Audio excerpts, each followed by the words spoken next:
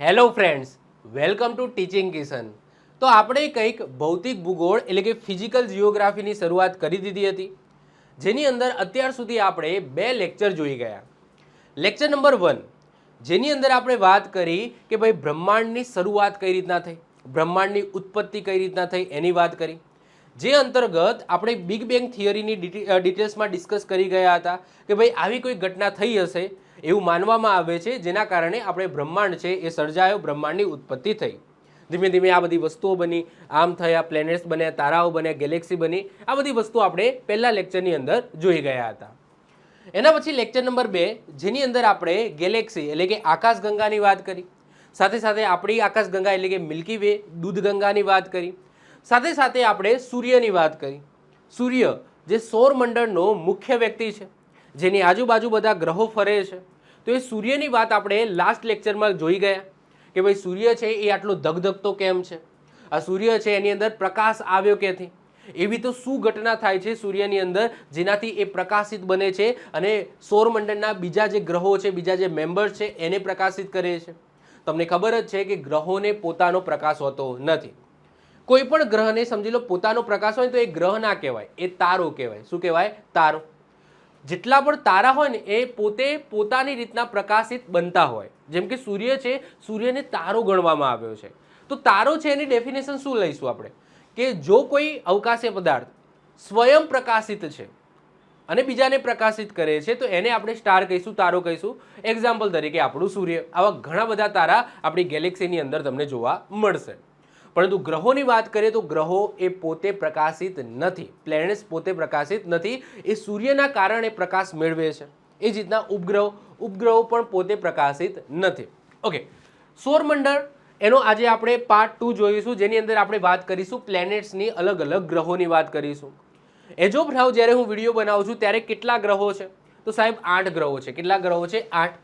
પરંતુ 2006 પહેલા કેટલા ગ્રહો હતા? 9 ગ્રહો હતા. કેટલા હતા? 9 હતા 2006 પહેલા. 2006 ની અંદર નક્કી કરવામાં આવ્યું કે આપણે પ્લુટો છે એને ગ્રહ માનવો નથી. તો અત્યારે હાલ કેટલા ગ્રહો છે? તો અત્યારે હાલ 8 ગ્રહો છે. કયા કયા સાહેબ? બુધ, શુક્ર, પૃથ્વી, મંગળ, ગુરુ, શનિ, યુરેનસ અને નેપચ્યુન. પ્લુટો છે એને અત્યારે ગ્રહ માનવામાં આવતો નથી.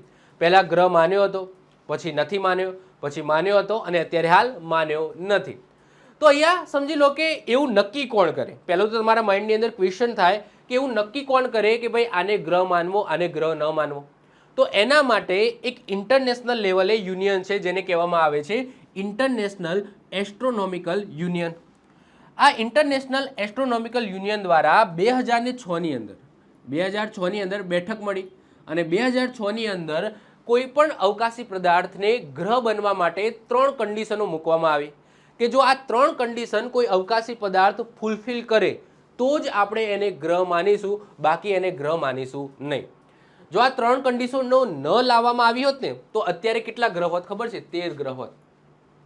અત્યારની કન્ડિશનમાં 13 ગ્રહ હોત જો આ કન્ડિશન ન લાવવામાં આવી હોત તો. પરંતુ આ કન્ડિશન લાવવામાં આવી, જેના કારણે 5 ગ્રહો છે, 5 ગ્રહો છે એને રિમૂવ કરી દીધા, મતલબ કે એને વામન ગ્રહ કહી દીધા.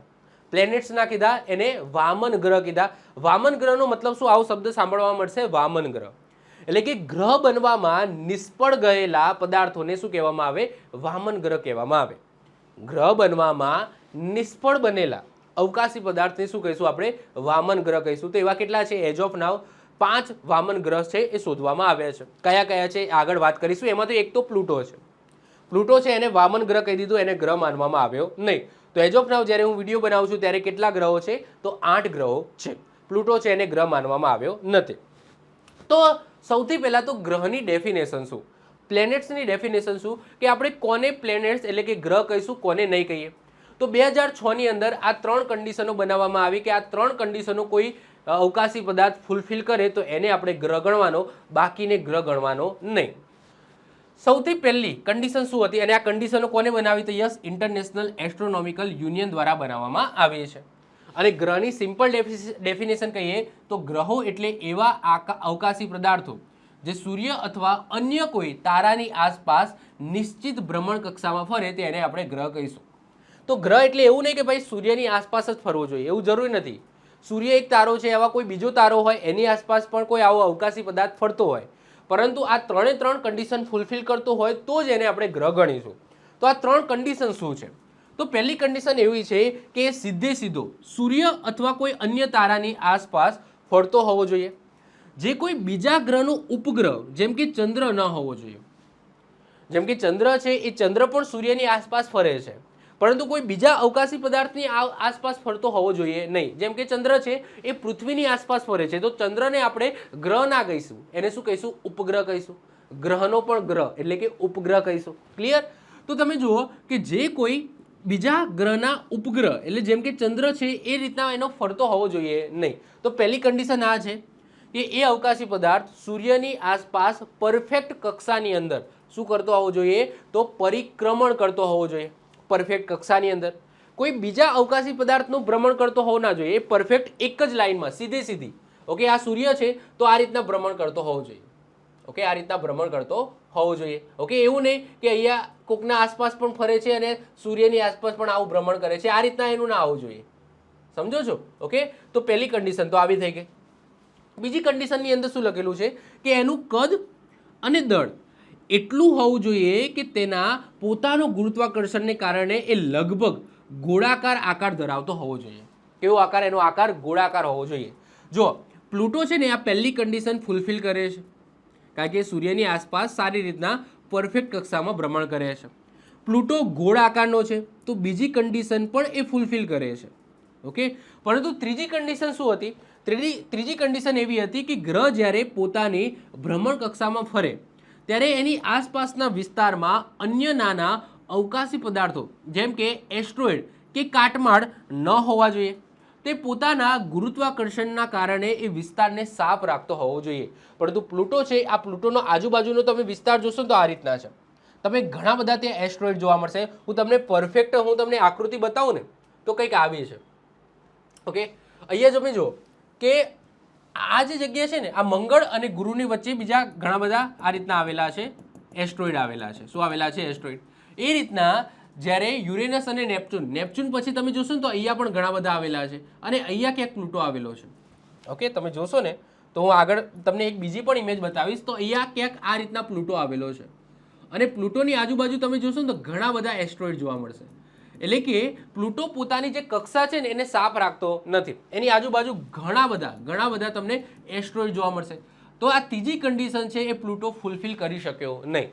જેમ કે તમે જુઓ કે પૃથ્વી છે, તો પૃથ્વીની આજુબાજુ તમને એનો ઉપગ્રહ જોવા મળશે, પરંતુ એની કક્ષાની અંદર આજુબાજુ તમને આ રીતના કોઈ એસ્ટ્રોઇડ જોવા નહીં મળે. એ રીતના બધા ગ્રહોની અંદર છે. હા, એસ્ટ્રોઇડનો તમને બેલ્ટ જોવા મળશે આ કક્ષાની અંદર, આખો બેલ્ટ છે, પરંતુ એ ગ્રહની આજુબાજુ કોઈ તમને બેલ્ટ જોવા નહીં મળે. એવું નહીં કે ગ્રહની આજુબાજુ એસ્ટ્રોઇડ ફરે છે. તો પ્લુટો છે ને, તો પ્લુટોની આજુબાજુ એસ્ટ્રોઇડ ફરે છે એ ગુરુત્વાકર્ષણના કારણે. તો એ ગ્રહ એટલો સક્ષમ હોવો જોઈએ, એનું ગુરુત્વાકર્ષણ બળ એટલું મજબૂત હોવું જોઈએ જેનાથી એ અવકાશી પદાર્થ તો પરફેક્ટ એ અવકાશી પદાર્થ છે કાં તો એની અંદર જતો રહે કાં તો દૂર ફેંકાઈ જાય. જેમ કે એક્ઝામ્પલ તરીકે વાત કરીએ પૃથ્વીની આજુબાજુ સમજી લો, માની લો કોઈ એસ્ટ્રોઇડ છે, તો એસ્ટ્રોઇડ છે એ કાં તો પૃથ્વીની અંદર જતું રહેવું જોઈએ, એટલે કે એટલું ગુરુત્વાકર્ષણ બળ હેવી જ હોવું જોઈએ કે કાં તો એની અંદર હોવું જોઈએ, કાં તો એટલું હેવી હોવું જોઈએ કે એને એની કક્ષામાંથી બહાર ફેંકી દે. તો ટૂંકમાં ગ્રહ બનવા માટે આ ત્રીજી કન્ડિશન એવી છે કે પોતાની કક્ષા છે એ સાફ હોવી જોઈએ. કાં તો કોઈ અવકાશી પદાર્થ આવે છે જે બિનજરૂરી છે, એસ્ટ્રોઇડ છે, તો કાં તો એની પોતાની અંદર લઈ લે, કાં તો એને પોતાની કક્ષામાંથી એના જે ગુરુત્વાકર્ષણ છે એનાથી બહાર ફેંકી દે. તો ત્રીજી કન્ડિશન છે એ પ્લુટો છે એ ફૂલફિલ ન કરી શક્યો, એટલા માટે ગ્રહમાંથી એને રિમૂવ કરવામાં આવ્યો છે. ઇમેજ દ્વારા પણ તમે અહીંયા વસ્તુ એ જોઈ શકો છો કે કોઈનો ઉપગ્રહ ના હોવો જોઈએ, સૂર્યની આસપાસ પરફેક્ટલી ભ્રમણ કરતો હોવો જોઈએ, એનો આકાર કેવો હોવો જોઈએ? ગોળાકાર હોવો જોઈએ. આવો રીતના નહીં. ઓકે, આ રીતના તૂટક ફૂટક ના હોવો જોઈએ, પરફેક્ટ હોવો જોઈએ, ગોળાકાર. અને એની ભ્રમણ કક્ષા છે એ થોડી સાફ હોવી જોઈએ. જો આવી ના હોવી જોઈએ કે ભાઈ એની આજુબાજુ આ રીતના કહેવાય છે કે એસ્ટ્રોઇડ ફરે છે, આ રીતના હોવી જોઈએ, પરફેક્ટ હોવી જોઈએ. ક્લિયર? જે બીજા ગ્રહોની તમને જોવા મળશે. તો આ ત્રણ કન્ડિશનો ફૂલફિલ થાય તો એને આપણે ગ્રહ માનીશું. શું માનીશું? ગ્રહ માનીશું. ઓકે, આ ઇમેજ મેં તમને બતાવી દીધી. લાસ્ટ ટાઈમ મેં તમને સમજાવ્યું હતું કે જો સૌરમંડળની અંદર જે સૂર્ય છે એ પણ ગેલેક્સીનું જે સેન્ટર છે, જ્યાં બ્લેક હોલ આવેલો છે, એની પરિક્રમણ કરે છે. ઓકે, એનું પરિભ્રમણ કરે છે, પરિક્રમણ કરે છે. તો એવું નથી કે સૂર્ય સ્થિર છે અને બધા ગ્રહો છે એની આસપાસ ફરે છે. સૂર્ય પણ પોતે ગતિમાન છે અને એ ગેલેક્સીની આસપાસ ફરે છે. તો આવી કંઈક આકૃતિ બનતી હશે કે સૂર્ય પણ ગતિમાં છે અને એની આજુબાજુ છે આ ગ્રહો પણ આ રીતના ફરતા હોય છે. તો સૂર્ય પણ આગળ દિશામાં વધે છે અને આ ગ્રહો ફરતા ફરતા આગળની દિશામાં વધે છે. તો કહેવાય છે કે અવકાશની અંદર આવી ઘટના બનતી હશે. એવું નથી કે આ રીતના સ્થિર હશે અને બધા ફરતા હશે. સૂર્ય પણ ગતિમાં છે. ઓકે, ટૂંકમાં સમજી લો. ઓકે, તો લાસ્ટ લેક્ચરમાં મેં આ કીધું હતું કે સૌથી મોટામાં મોટું શું બ્રહ્માંડ, જેને યુનિવર્સ કહેવામાં આવે. યુનિવર્સની અંદર ઘણી બધી શું આવેલી છે, ગેલેક્સી આવેલી છે, જેને આકાશગંગા કહેવામાં આવે છે. એમાંથી આપણી ગેલેક્સી એટલે કે મિલ્કી વેવ, દૂધગંગા જેને આપણે કહીએ છીએ. આકાશગંગા શેનાથી બનેલું હોય? તારા અને સૂર્યમંડળ શેનાથી બનેલું હોય? આકાશગંગામાં હજારો કરોડો તારાઓ હશે અને તારાઓના સમૂહને નક્ષત્રો કહેવામાં આવે, જે આગળ આપણે જોઈશું નેક્સ્ટ લેક્ચરમાં. અને બીજું શું છે? સૌરમંડળ છે, સોલર સિસ્ટમ છે. હવે સોલર સિસ્ટમની અંદર શું શું આવે? તો એક તો સૂર્ય આવી ગયો, એનો મુખ્ય ફેમિલી મેમ્બર, જેની આસપાસ બધા ગ્રહો અને ઉપગ્રહો, લઘુગ્રહો, ધૂમકેતુ બધા ફરતા રહે છે. પછી બીજા ગ્રહો આવી ગયા, જે આજના લેક્ચરમાં ડિસ્કસ કરીશું ડિટેલ્સમાં. પછી ઉપગ્રહો આવી ગયા, લઘુગ્રહો આવી ગયા, ધૂમકેતુ આવી ગયો, ઉલ્કા આવી ગયા. તો આ બધા સોલર સિસ્ટમનો પાર્ટ છે. આજના લેક્ચરમાં ગ્રહોની વાત કરીએ તો ગ્રહો છે એને બે ભાગની અંદર ડિવાઈડ કરવામાં આવે છે, એના ગુણધર્મ અને એની લાક્ષણિકતાના આધારે. એક છે પાર્થિવ ગ્રહો. પાર્થિવ ગ્રહોનો મતલબ શું? જે પૃથ્વી જેવા હોય, પૃથ્વી જેવી એની રચના હોય અને એ સૂર્યની નજીક હોય, તો એવા ગ્રહોને પાર્થિવ ગ્રહો કહેવામાં આવે. જે સૂર્યના પહેલા જે 4 ગ્રહો છે એ, એટલે કે બુધ, શુક્ર, પૃથ્વી અને મંગળ. તો બુધ, શુક્ર, પૃથ્વી અને મંગળને પાર્થિવ ગ્રહો કહેવામાં આવે છે, જે સૂર્યની નજીક છે. અને બાકીના જે 4 છે, એટલે કે ગુરુ, શનિ, યુરેનસ અને નેપચ્યુન, એને જોવિયન ગ્રહો કહેવામાં આવે છે. તો આ રીતના બે પાર્ટની અંદર એને ડિવાઈડ કરી શકાય છે. નોંધ, સૂર્યમંડળમાં તારાઓ, આ જે સોલર સિસ્ટમ છે એની અંદર તારાઓ અને કૃત્રિમ ઉપગ્રહોનો સમાવેશ થતો નથી. આ ખાસ યાદ રાખજો. આ સોલર સિસ્ટમની અંદર જે અન્ય તારાઓ છે એનો સમાવેશ થાય નહીં. ગેલેક્સીની અંદર આવી જાય અન્ય તારાઓ, પરંતુ સોલર સિસ્ટમમાં ખાલી ને ખાલી આટલાનો જ સમાવેશ થશે. જે આપણે સેટેલાઇટ મોકલીએ છીએ, કૃત્રિમ સેટેલાઇટ જે કહીએ છીએ, ઉપગ્રહ કહીએ છીએ, આપણે સેટેલાઇટ જ કહીએ. તો એ સેટેલાઇટ છે એ પણ સૌરમંડળનો પાર્ટ્સ નથી, કૃત્રિમ વસ્તુ પાર્ટ્સ નથી. ઓકે, જેટલી પણ કુદરતી છે એ પાર્ટ્સ છે. વધીએ આગળ. હવે વાત કરીએ કે ભાઈ પાર્થિવ ગ્રહ અને જોવિયન ગ્રહ, એમાં ડિફરન્સ શું છે. ઓકે, તો એને એક તફાવત સ્વરૂપે આપણે જોઈ લઈએ. તો આંતરિક ગ્રહ, જેને પાર્થિવ ગ્રહ પણ કહેવામાં આવે છે, અને એ કયા કયા છે? તો બુધ, શુક્ર, પૃથ્વી અને મંગળ. તો પાર્થિવનો મતલબ શું થાય? પાર્થિવ એટલે કે પૃથ્વી જેવા. અને આ ગ્રહો સૂર્યની નજીક આવેલા છે, એટલે કે પ્રથમ 4. અહીંયા સૂર્ય છે, સૂર્યના પહેલા જે 4 ગ્રહો છે, તો એને શું કહેવામાં આવે છે? આંતરિક ગ્રહ અથવા તો પાર્થિવ ગ્રહ કહેવામાં આવે છે. એ જ રીતના જોવિયન ગ્રહ અથવા બાહ્ય ગ્રહ કોને કહીશું?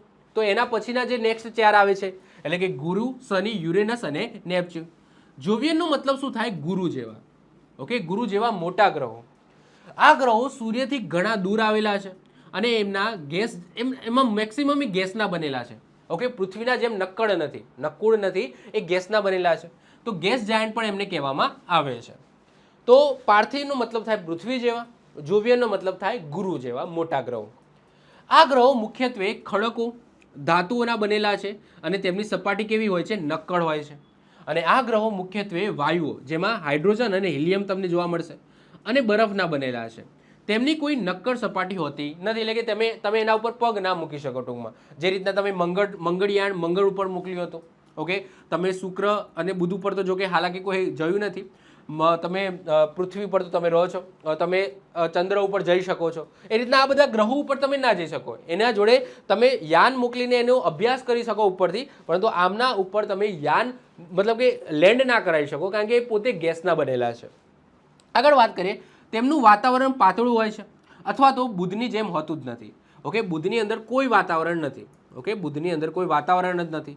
આ ગ્રહો બહુ ઓછા ઉપગ્રહ હોય છે. આ ગ્રહોને બહુ ઓછા ઉપગ્રહ હોય છે અને આ મોટા હોય છે, તો આની અંદર ભરપૂર માત્રામાં ઉપગ્રહો તમને જોવા મળશે. ઓકે, પૃથ્વીને તમે જો એક જ ઉપગ્રહ છે. ઓકે, મંગળને પણ ઉપગ્રહ નથી અને શુક્ર અને બુધને તો ઉપગ્રહ જ નથી. ઓકે, બુધ અને શુક્રને કોઈ ઉપગ્રહ નથી. પૃથ્વીને એક જ છે. ઓકે, અને મંગળ છે, મંગળને પણ બહુ ઓછા છે. ઓકે, ફોબોસ, ડિમોસની વાત કરીશું આગળ, તો બહુ ઓછા છે. તો આ જે છે પાર્થિવ ગ્રહો, એની અંદર બહુ જ ઓછા ઉપગ્રહો તમને જોવા મળશે, જ્યારે ગુરુ, શનિ, યુરેનસ અને નેપચ્યુનમાં ભરપૂર માત્રામાં ઉપગ્રહો તમને જોવા મળશે.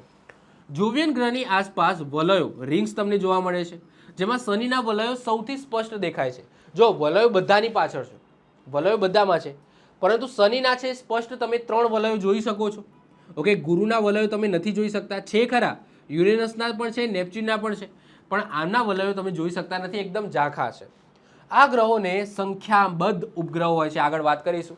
સૌથી વધારે ઉપગ્રહો કોની પાસે છે? તો સૌથી વધારે ઉપગ્રહો શનિ પાસે છે, 146 પ્લસ, 146 પ્લસ ઉપગ્રહો તમને શનિ પાસે જોવા મળશે. આગળ વાત કરીશું જ્યારે ઇન્ડિવિજ્યુઅલી બધા ગ્રહોની, ત્યારે આપણે જોઈશું. હવે કઈ રીતના છે તો તમે જોઈ લો કે આ સૂર્ય છે. ઓકે, સૂર્યનું કદ તમે જોઈ શકો છો અને એના કમ્પેરિઝનમાં આ બધા ગ્રહોનું કદ તમે જોઈ શકો છો. તમને દેખાય છે આ પહેલો, તો આ છે ને બુધ. ઓકે, આ કયો છે? બુધ છે. આ કયો છે? શુક્ર છે. આ કયો છે? પૃથ્વી છે. આ કયો છે? મંગળ છે. આ કયો છે? ગુરુ. ઓકે, આ કયો છે? શનિ. આ કયો છે? યુરેનસ. અને આ કયો છે? નેપચ્યુન. ઓકે, તો આ રીતના 8 ગ્રહો તમને જોવા મળશે અને આને ક્રમમાં તમારે યાદ રાખવાના છે. કઈ રીતના? બુધ, શુક્ર, પૃથ્વી, મંગળ, ગુરુ, શનિ, યુરેનસ અને નેપચ્યુન. ઓકે, બુધ, શુક્ર, પૃથ્વી અને મંગળ, અને ગુરુ, શનિ, યુરેનસ, નેપચ્યુન, આ રીતના તમારે ક્રમમાં યાદ રાખવાના થશે. તમને ગમે તે પૂછાઈ શકે. ઓકે, ગમે તે રીતના પૂછાઈ શકે, ક્રમ પણ તમને એક્ઝામની અંદર પૂછાઈ શકે. તો બુધ, શુક્ર, પૃથ્વી, મંગળ, ગુરુ, શનિ, યુરેનસ અને નેપચ્યુન. સૌથી નજીક કયો? બુધ. અને સૌથી દૂર કયો? સૂર્યથી નેપચ્યુન. ક્લિયર? ચાલો, હવે ગ્રહોમાંથી જે મહત્વપૂર્ણ ક્વેશ્ચનો બનતા હોય છે એવા ક્વેશ્ચનો પહેલા જોઈ લઈએ, એના પછી આપણે ઇન્ડિવિજ્યુઅલી બધા ગ્રહોને ભણીએ. તો કેવા ક્વેશ્ચનો બની શકે? તો જો, સૌરમંડળમાં કેટલા ગ્રહો છે? 8 છે. કેટલા ગ્રહો છે? એઝ ઓફ નાવ 8 છે. 2006માં પ્લુટો છે એને ગ્રહની બહાર કાઢી નાખવામાં આવ્યો છે. અને પરંપરાગત કેટલા ગ્રહો છે જે મેં આગળ વાત કરી એમ? બુધ, શુક્ર, પૃથ્વી, મંગળ, ગુરુ, શનિ, યુરેનસ અને નેપચ્યુન છે. સૌરમંડળનો સૌથી નાનો ગ્રહ કયો છે? એક્ઝામને પૂછાય કે સૌરમંડળનો સૌથી નાનો ગ્રહ કયો? તો બુધ. કયો છે? બુધ, એટલે કે મર્ક્યુરી છે. અને સૌથી મોટો ગ્રહ કયો છે? તો એ છે ગુરુ. ઓકે, આપણે દેખાવ કદની વાત કરીએ તો એમાં સૌથી નાનો છે બુધ અને સૌથી મોટો છે ગુરુ. વામન અથવા તો અવિકસિત ગ્રહ, જો આ યાદ રાખજો. વામનનો મતલબ શું થાય? કે જે ગ્રહ બનવામાં નિષ્ફળ ગયા હોય એવા ગ્રહ બનવામાં નિષ્ફળ ગયા હોય. જે આગળ 3 કન્ડિશન છે, 3 કન્ડિશનમાં 3 ફૂલફિલ ના કરી શક્યા હોય, 1-2 ફૂલફિલ કરે, ત્રીજી કન્ડિશન ફૂલફિલ ના કરી હોય, જેમ કે પ્લુટો. આ પ્લુટોને શેની અંદર મૂકવામાં આવ્યો? વામન ગ્રહની અંદર મૂકવામાં આવ્યો. જો પ્લુટોને આની અંદર કન્સિડર કરો, પ્લુટોને આની અંદર કન્સિડર કરો તો આ બાકીના જે 4 છે ને, આ બાકીના જે 4 એને પણ ગ્રહ તરીકે તમારે માન્યતા આપવી પડે. તો અત્યારે જો 8 હોત ને તો 9, 10, 11, 12 અને 13 ગ્રહ થઈ જાય. જો પ્લુટોને માન્યતા આપી હોત તો 13 તમારે ભણવાના થાત, પરંતુ પ્લુટોને તમારે રિમૂવ કરી નાખ્યો. ઓકે, પ્લુટોને જ રિમૂવ કરી નાખ્યો. તો પ્લુટો અને બીજા એના જેવા બીજા 4 છે એમને અવિકસિત અથવા તો વામન ગ્રહની અંદર મૂકી દીધા. એ કયા કયા છે? સિરીસ છે, એરિસ છે, માકે માકે છે, ઓકે, અથવા મેકમેક છે. ઇંગ્લિશમાં એને મેકમેક લખવામાં આવે છે, આમાં માકે માકે લખેલું છે, અને હૌમેયા છે. તો આ જે બીજા છે 5, ઓકે, સિરીસ, એરિસ, પ્લુટો, માકે માકે અને હૌમેયા, તો આને વામન ગ્રહ કહેવામાં આવે છે અથવા અવિકસિત ગ્રહ કહેવામાં આવે છે. આ બધા ક્યાં આવેલા છે? જે આપણે લાસ્ટમાં જોઈશું. ઓકે, લાસ્ટમાં હું તમને એક ફિગર બતાવીશ જેની અંદર આ 4 સોરી યસ, આ પ્લુટો તો તમને ખબર જ છે. આ 4 જે વામન ગ્રહો ક્યાં આવેલા છે એ આપણે જોઈશું. ગ્રહોની ફરતે પરિક્રમણ કરતા નાના પદાર્થોને શું કહેવામાં આવે? ઉપગ્રહ કહેવામાં આવે છે. સૌથી ગરમ ગ્રહ કયો છે? એવું પૂછાય, સૌથી ગરમ ગ્રહ કયો છે? તો એ છે શુક્ર. કેમ શુક્ર? કારણ કે શુક્રના વાતાવરણની અંદર મેક્સિમમ CO2 છે, કાર્બન ડાયોક્સાઇડ છે. અને કાર્બન ડાયોક્સાઇડ હોય તો તમને ખબર છે કાર્બન ડાયોક્સાઇડ એ ગ્રીન હાઉસ અસર માટે જવાબદાર છે. તો ત્યાં ગરમી તમને મતલબ કે સૂર્યની ગરમી છે એ પકડી રાખે છે. ઓકે, CO2 શું કરે? એ ગ્રીન હાઉસ ગેસીસ છે, તો સૂર્યમાંથી આવતી જે ગરમી છે એ પકડી રાખે છે વાતાવરણની અંદર, એટલા માટે એ બહુ જ ગરમ થઈ જાય છે ગ્રહ. તો સૌથી ગરમ ગ્રહ કયો છે? શુક્ર છે, ગ્રીન હાઉસ ઇફેક્ટના કારણે. અને સૌથી ઠંડો કયો છે? તો એ યુરેનસ છે. પરંતુ સરેરાશ તાપમાનની વાત થાય તો નેપચ્યુન છે. જો સૌથી દૂર હોય ને એ સૌથી ઠંડો હોય, પરંતુ અહીંયા થોડું ઉલટું છે, થોડો કેચ છે, સમજો. સૌથી દૂર કયો છે? નેપચ્યુન છે. સૌથી દૂર કયો છે? નેપચ્યુન છે. સૂર્યના કિરણો સૌથી ઓછા નેપચ્યુન ઉપર પડે છે, એટલે કે એનું સરેરાશ તાપમાન ઓછું છે. પરંતુ વૈજ્ઞાનિકોએ એવું નોંધ્યું છે કે સૌથી નીચે તાપમાન આપણે યુરેનસનું નોંધ્યું છે. તો અહીંયા સમજો, આ વસ્તુ સમજો. સૌથી ઠંડો ગ્રહ પૂછાય તો સરેરાશ તાપમાનમાં કયો આવશે? નેપચ્યુન આવશે, કારણ કે સૌથી દૂર સૌથી છેલ્લે આવેલો છે. પરંતુ વૈજ્ઞાનિકોએ સૌથી નીચું તાપમાન કયા ગ્રહ ઉપર નોંધ્યું છે? યુરેનસ ઉપર નોંધ્યું છે. તો તમારા એક્ઝામની અંદર ક્વેશ્ચન પૂછાય કે ભાઈ નીચેનામાંથી સૌથી ઠંડો ગ્રહ કયો? એમાં યુરેનસ અને નેપચ્યુન બંને આપેલા હોય તો તમારે પહેલું પ્રાધાન્ય યુરેનસને આપવું પડશે. પરંતુ ક્વેશ્ચનની અંદર ક્લિયર લખેલું હોય સરેરાશ શબ્દ કે સરેરાશ તાપમાન સૌથી નીચું કયાનું છે, તો તમારે પરફેક્ટ આન્સર નેપચ્યુન લખવો પડશે. તો સિમ્પલ પૂછાય સૌથી ઠંડો ગ્રહ તો તમે યુરેનસ લખજો, પરંતુ સરેરાશ તાપમાન આવો શબ્દનો યુઝ કર્યો હોય તો તમારો નેપચ્યુન જવાબ આવશે. બુધ અને શુક્રને એક પણ ઉપગ્રહ નથી. ઓકે, 8 ગ્રહોમાંથી આ 2 ઉપગ્રહ જે સૂર્યની સૌથી નજીક આવેલા છે બુધ અને શુક્ર, એને એક પણ ઉપગ્રહ છે નહીં. સૌથી વધારે ગ્રહ નહીં ઉપગ્રહ. ઓકે, અહીંયા ગ્રહ લખાઈ ગયું છે ઉપગ્રહ. સૌથી વધારે ઉપગ્રહ કોની પાસે છે? શનિ પાસે છે. લેટેસ્ટ ડેટા પ્રમાણે હમણાં સુધી 98 ની આજુબાજુ હતા, પરંતુ બીજા શોધાયા તો અત્યારે હાલ 146 છે અને ભવિષ્યની અંદર નવા શોધાઈ શકે છે, તો આ ડેટા અપડેટ થતો રહેશે. એજ ઓફ નાવ 1-2 વર્ષ સુધી તો વાંધો નહીં આવે, 146 રહેવાના છે. પછી કદાચ બીજા સંશોધનો થાય, બીજા યાન મોકલવામાં આવે અને નવા શોધાઈ શકે. તો 146 છે એજ ઓફ નાવ. શુક્ર અને યુરેનસ આ સિવાયના બધા ગ્રહો છે ને એ પશ્ચિમથી પૂર્વ તરફ ગતિ કરે છે. ઇવન પૃથ્વી પણ પશ્ચિમથી પૂર્વ તરફ ફરે છે. એટલા માટે આપણને સૂર્ય છે એ પૂર્વથી પશ્ચિમ તરફ દેખાય છે. સમજો છો?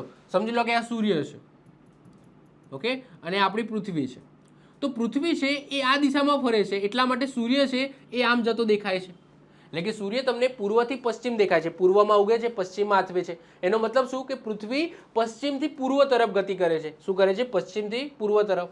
પરંતુ આ 8 ગ્રહોમાંથી આ 2 ગ્રહો શુક્ર અને યુરેનસ એ છે એ ઊંધી ગતિ કરે છે, એટલે કે પશ્ચિમથી પૂર્વ તરફ ગતિ કરે છે. પશ્ચિમથી પૂર્વ સિવાયના ગ્રહો પશ્ચિમથી પૂર્વ ગતિ કરે છે, પરંતુ શુક્ર અને યુરેનસ છે એ પૂર્વથી પશ્ચિમ દિશામાં ગતિ કરે છે. એનો મતલબ શું?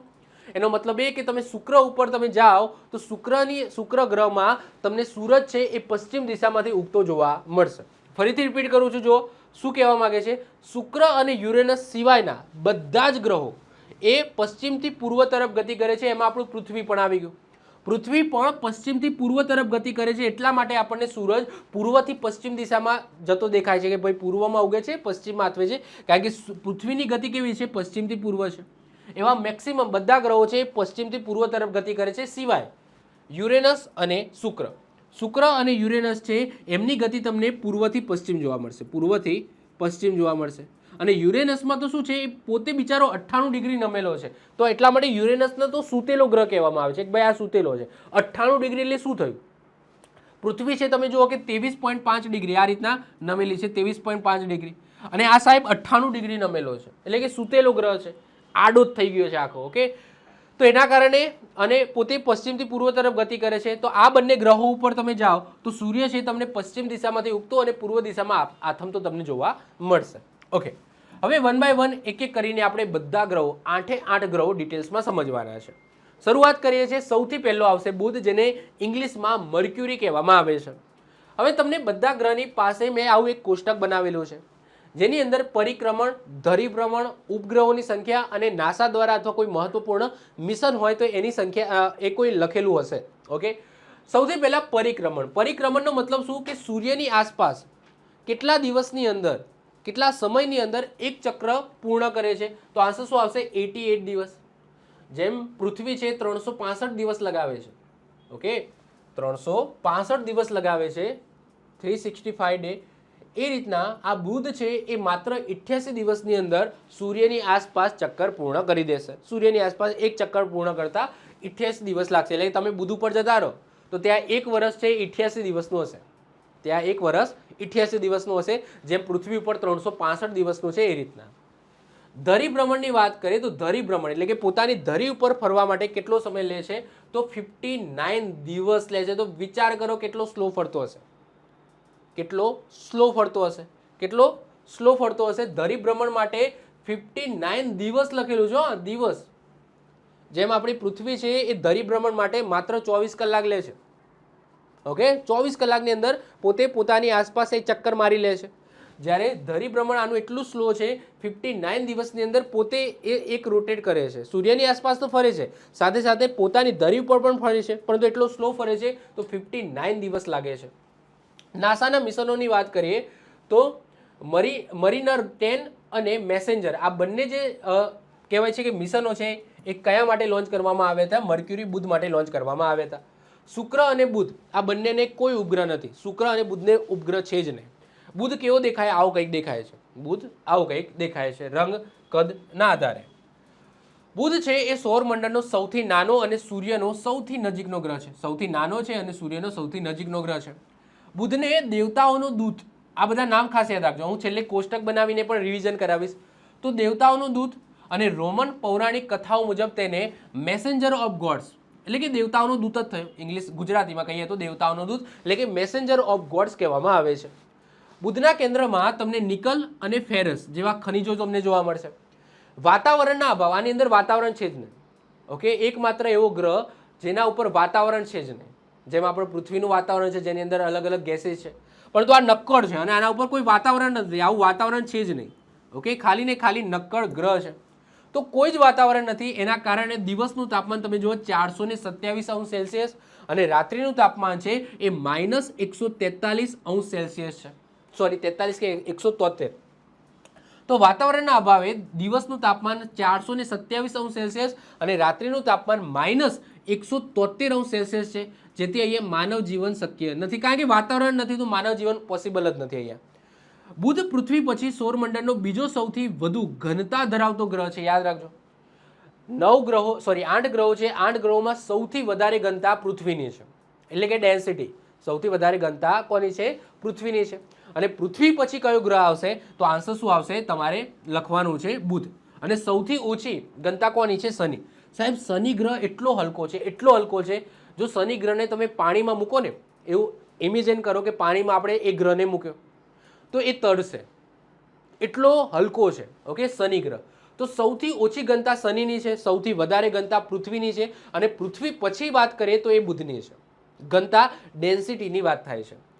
જે બુધનું દળ છે એ પૃથ્વીના દળ કરતાં 1/18 1/18 ભાગનું છે.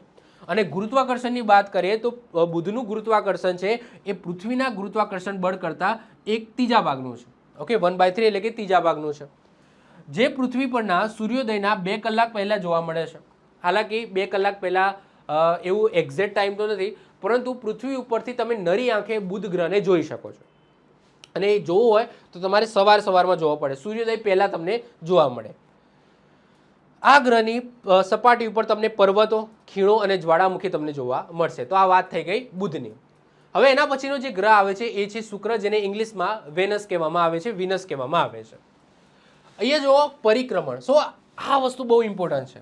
ઓકે, શુક્ર માટે આ વસ્તુ ખાસ યાદ રાખજો, એક્ઝામની અંદર પૂછાઈ શકે. એવો એકમાત્ર ગ્રહ જેનો પરિક્રમણનો સમયગાળો પરિભ્રમણ કરતાં ઓછો છે, એટલો સ્લો ફરે છે પોતાની ધરી ઉપર. શુક્ર એકમાત્ર એવો ગ્રહ જેનો ધરીભ્રમણ એટલે કે પોતાની ધરી ઉપર ફરવાનો સમયગાળો 243 દિવસ છે. અને સૂર્યની આસપાસ ફરવાનો એટલે કે પરિક્રમણનો સમયગાળો 225 દિવસ છે. તો વિચાર કરો કે આ એકમાત્ર એવો ગ્રહ છે જે પોતાની ધરી ઉપર એટલો સ્લો ફરે છે, એટલો સ્લો ફરે છે કે પહેલાં એ સૂર્યનું ચક્કર મારી લેશે, પરંતુ પોતાની ધરી ઉપર એક ચક્કર નહીં મારી શકે. તો પોતાની ધરી ઉપર ફરવા માટે 243 દિવસ લાગે છે અને સૂર્યની આસપાસ ફરવા માટે માત્ર 225 દિવસ લાગે છે. એટલે કે ત્યાંનો એક દિવસ, શુક્ર ઉપર એક દિવસ 243 દિવસ બરાબર છે પૃથ્વીના એક દિવસ. અને સૂર્યની આસપાસ એક વર્ષની વાત કરીએ તો શુક્ર ઉપર એક વર્ષ એ 225 દિવસનું હશે. એવો એકમાત્ર ગ્રહ એટલે શુક્ર. એટલે કે એકદમ એવું એક્ઝામની અંદર પૂછાય કે સૌથી સ્લો પોતાની ધરી ઉપર ફરતો હોય એવો ગ્રહ તો શુક્ર આવશે. કોઈ ઉપગ્રહ નથી. મિશનની વાત કરીએ તો રશિયાએ શુક્ર માટે વેનેરા મિશન મોકલ્યું હતું અને નાસા દ્વારા મેગેલન મિશન છે એ શુક્ર માટે તૈયાર કરવામાં આવ્યું હતું. આપણે પણ શુક્રયાન મોકલવાનું છે. હાલાકી હજુ મોકલ્યું નથી તો આપણે ડિસ્કસ નહીં કરીએ. શુક્રયાન આપણા ઈસરો દ્વારા પણ મોકલવાનું છે. શુક્રયાન 1 એવું નામ રાખવામાં આવવાનું છે. પરંતુ એજ ઓફ નાવ એની કોઈ ખાસ માહિતી છે નહીં. એજ ઓફ નાવ પૃથ્વીની સૌથી નજીકનો ગ્રહ છે. ઓકે, જો બુધ છે એ સૂર્યની સૌથી નજીકનો ગ્રહ અને શુક્ર છે પૃથ્વીની સૌથી નજીકનો ગ્રહ છે. એક્ઝામની અંદર પૂછાય કે જો, કારણ કે બુધ, શુક્ર, પૃથ્વી આ રીતના છે. બુધ છે, પછી શુક્ર છે, પછી પૃથ્વી છે, પછી મંગળ છે. તો એક્ઝામની અંદર પૂછાય કે પૃથ્વીની સૌથી નજીકનો ગ્રહ કયો છે, શુક્ર છે કે મંગળ છે? તો આન્સર શું આવશે? શુક્ર છે. ઓકે, શુક્ર એ પૃથ્વીની સૌથી નજીકનો ગ્રહ છે. રોમન સંસ્કૃતિમાં શુક્રને સૌંદર્ય અને પ્રેમની દેવી કીધી છે, જેને ઇંગ્લિશમાં વિનસ કહીએ છીએ. તો વિનસ નામ આપવામાં આવ્યું છે સૌંદર્ય અને પ્રેમની દેવી. આ વિનસનો મતલબ શું થાય? સૌંદર્ય અને પ્રેમની દેવી થશે. પૃથ્વી પરથી સૂર્યોદય પહેલા પૂર્વમાં અને સૂર્યાસ્ત પછી પશ્ચિમમાં જોઈ શકાય છે. તેથી શુક્રને સવાર અને સાંજનો તારો પણ કહેવામાં આવે છે. નોર્મલી કોઈ પુસ્તકમાં ખાલી એટલું જ લખ્યું હશે સવારનો તારો અથવા સાંજનો તારો, પરંતુ એને સવાર સાંજ બંને ટાઈમ તમે જોઈ શકો છો, એટલા માટે એને સવાર અને સાંજનો તારો કહેવામાં આવે છે. શુક્ર એ સૂર્ય અને ચંદ્ર પછી સૌથી વધારે ચમકતો છે. એક્ઝામની અંદર પૂછાય કે આપણા 8 ગ્રહો છે એમાં સૌથી વધારે ચમકતો ગ્રહ કયો? તો એ છે શુક્ર. પોતાનો મતલબ કે પોતાની ઉર્જા નથી, ઓકે, પોતાની કોઈ મતલબ કે પોતે પ્રકાશ ઉત્પન્ન નથી કરતો, એ સૂર્યના કારણે જ પ્રકાશિત છે, પરંતુ સૂર્યના સારા એવા કિરણો પડે છે અને ચમકતો દેખાય છે, કારણ કે વાતાવરણ છે. એ વાતાવરણના કારણે થોડો ચમકતો દેખાય છે બુધ કરતાં, કારણ કે બુધ ઉપર વાતાવરણ છે જ નહીં, ભલે એ સૂર્યની નજીક છે પરંતુ વાતાવરણ નથી, તો ત્યાં જે એની ગરમી છે પકડી નથી રહેતી. ઓકે, અને શુક્ર છે, શુક્રમાં વાતાવરણ છે તો ગરમી પકડી રહે છે, એટલા માટે શુક્ર સૌથી ગરમ ગ્રહ છે. શુક્ર એ સૌથી ગરમ ગ્રહ છે, બુધ કરતાં પણ ગરમ છે. ભલે બુધ છે એ સૂર્યની નજીક છે, પરંતુ શુક્ર છે એ સૌથી ગરમ ગ્રહ છે. કેમ? કારણ કે વાતાવરણ છે, વાતાવરણમાં CO2 કાર્બન ડાયોક્સાઇડ છે જે ગ્રીન હાઉસ ઇફેક્ટ ઉત્પન્ન કરે છે, એટલા માટે શુક્ર સૌથી ગરમ ગ્રહ છે અને સૌથી ચમકતો છે. તો સૌથી ચમકતો ગ્રહ છે. શુક્રનો આકાર અને દ્રવ્યમાન પૃથ્વી જેવું જ હોવાથી એને પૃથ્વીની બહેન અથવા પૃથ્વીનો જોડિયો ભાઈ પણ કહે છે. એક્ઝામની અંદર પૂછાય કે પૃથ્વીની બહેન અથવા પૃથ્વીનો જોડિયો ભાઈ કયા ગ્રહને કહેવામાં આવે છે? તો શુક્રને કહેવામાં આવે છે. શુક્ર અને યુરેનસ, આગળ વાત કરીએ એમ, બંને ગ્રહો પૂર્વથી પશ્ચિમ દિશામાં ફરે છે. એટલે કે તમે જાઓ શુક્ર ઉપર તમે જાઓ તો ત્યાં તમને પશ્ચિમ દિશામાં સૂરજ ઉગતો જોવા મળશે અને પૂર્વ દિશામાં આથમતો જોવા મળશે. તો શુક્ર અને યુરેનસ આ બે માત્ર એવા ગ્રહ છે જેમની દિશા ઉલટી છે, ફરવાની દિશા પૂર્વથી પશ્ચિમ દિશામાં ફરે છે. બાકી પૃથ્વી અને બીજા જે ગ્રહો છે એ પશ્ચિમથી પૂર્વ દિશામાં ફરે છે, જેથી સૂર્ય છે ત્યાં પૂર્વ આપણા પૃથ્વી ઉપર પૂર્વમાંથી ઉગતો તમને જોવા મળશે, પશ્ચિમમાં તમને આથમતો જોવા મળશે. આગળ વાત કરી ગયા, શુક્રનો કોઈ ઉપગ્રહ નથી. ઓકે, બુધ અને શુક્ર બે માત્ર એવા ગ્રહો છે જેને કોઈ ઉપગ્રહ નથી. આગળ વાત કરીએ, બુધ સૂર્યની સૌથી વધારે નજીક છે, સૌથી નજીક બુધ છે, પરંતુ વાતાવરણ નથી, એટલા માટે એ સૌથી વધારે ગરમ નથી. પરંતુ શુક્ર છે, શુક્ર એના ઉપર વાતાવરણ છે અને એટલા માટે એ ગરમી પકડી રાખે છે. તો સૌરમંડળનો સૌથી ગરમ ગ્રહ એટલે શુક્ર, અને તેનું સરેરાશ તાપમાન 464°C નોંધવામાં આવ્યું છે. 464°C. શુક્રના વાયુમંડળમાં 97%, કેટલા? 97% કાર્બન ડાયોક્સાઇડ છે. એના કારણે વાતાવરણ ગરમ રહે છે, ગ્રીન હાઉસ અસરની ઇફેક્ટ ત્યાં અનુભવાય છે. આજુબાજુ સલ્ફ્યુરિક એસિડ H2SO4 ના તમને વાદળો પણ જોવા મળે છે. સૌરમંડળમાં સૌથી લાંબો દિવસ અને રાત શુક્ર ઉપર થાય છે, કારણ કે મેં તમને વાત કરી એમ શુક્ર એટલો ધીમો ફરે છે, એટલો ધીમો ફરે છે કે એની પરિક્રમણ કરતાં ધરીભ્રમણનો સમયગાળો વધારે છે. તો સૌરમંડળમાં સૌથી લાંબો દિવસ અને સૌથી લાંબી રાત તમને ક્યાં જોવા મળશે? શુક્ર ઉપર જોવા મળશે. ઓબ્વિયસલી શુક્ર પોતાની ધરી ઉપર એટલો ધીમો ફરે છે કે તેના એક દિવસ કરતાં 1 વર્ષ લાંબા, મતલબ કે એક દિવસ છે એના 1 વર્ષ કરતાં લાંબો હોય છે. શુક્રના વાતાવરણમાં ફોસ્ફીન ગેસ એટલે કે PH3 હોવાનું જાણવા મળ્યું છે.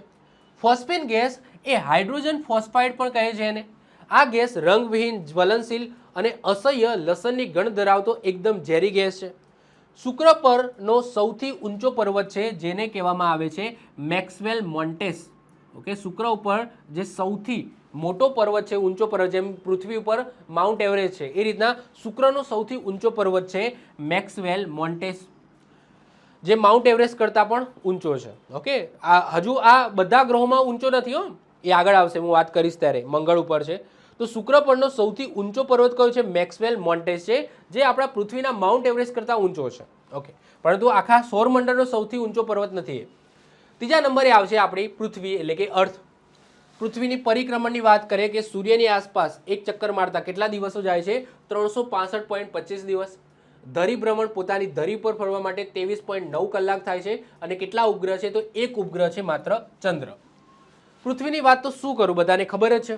સૌરમંડળનો એકમાત્ર ગ્રહ જ્યાં જીવન અને પાણીની ઉપસ્થિતિના કારણે જીવન શક્ય છે અને એટલા માટે ભૂરો દેખાય છે. પાણી વધારે છે એટલા માટે ભૂરો ગ્રહ પણ કહેવામાં આવે છે.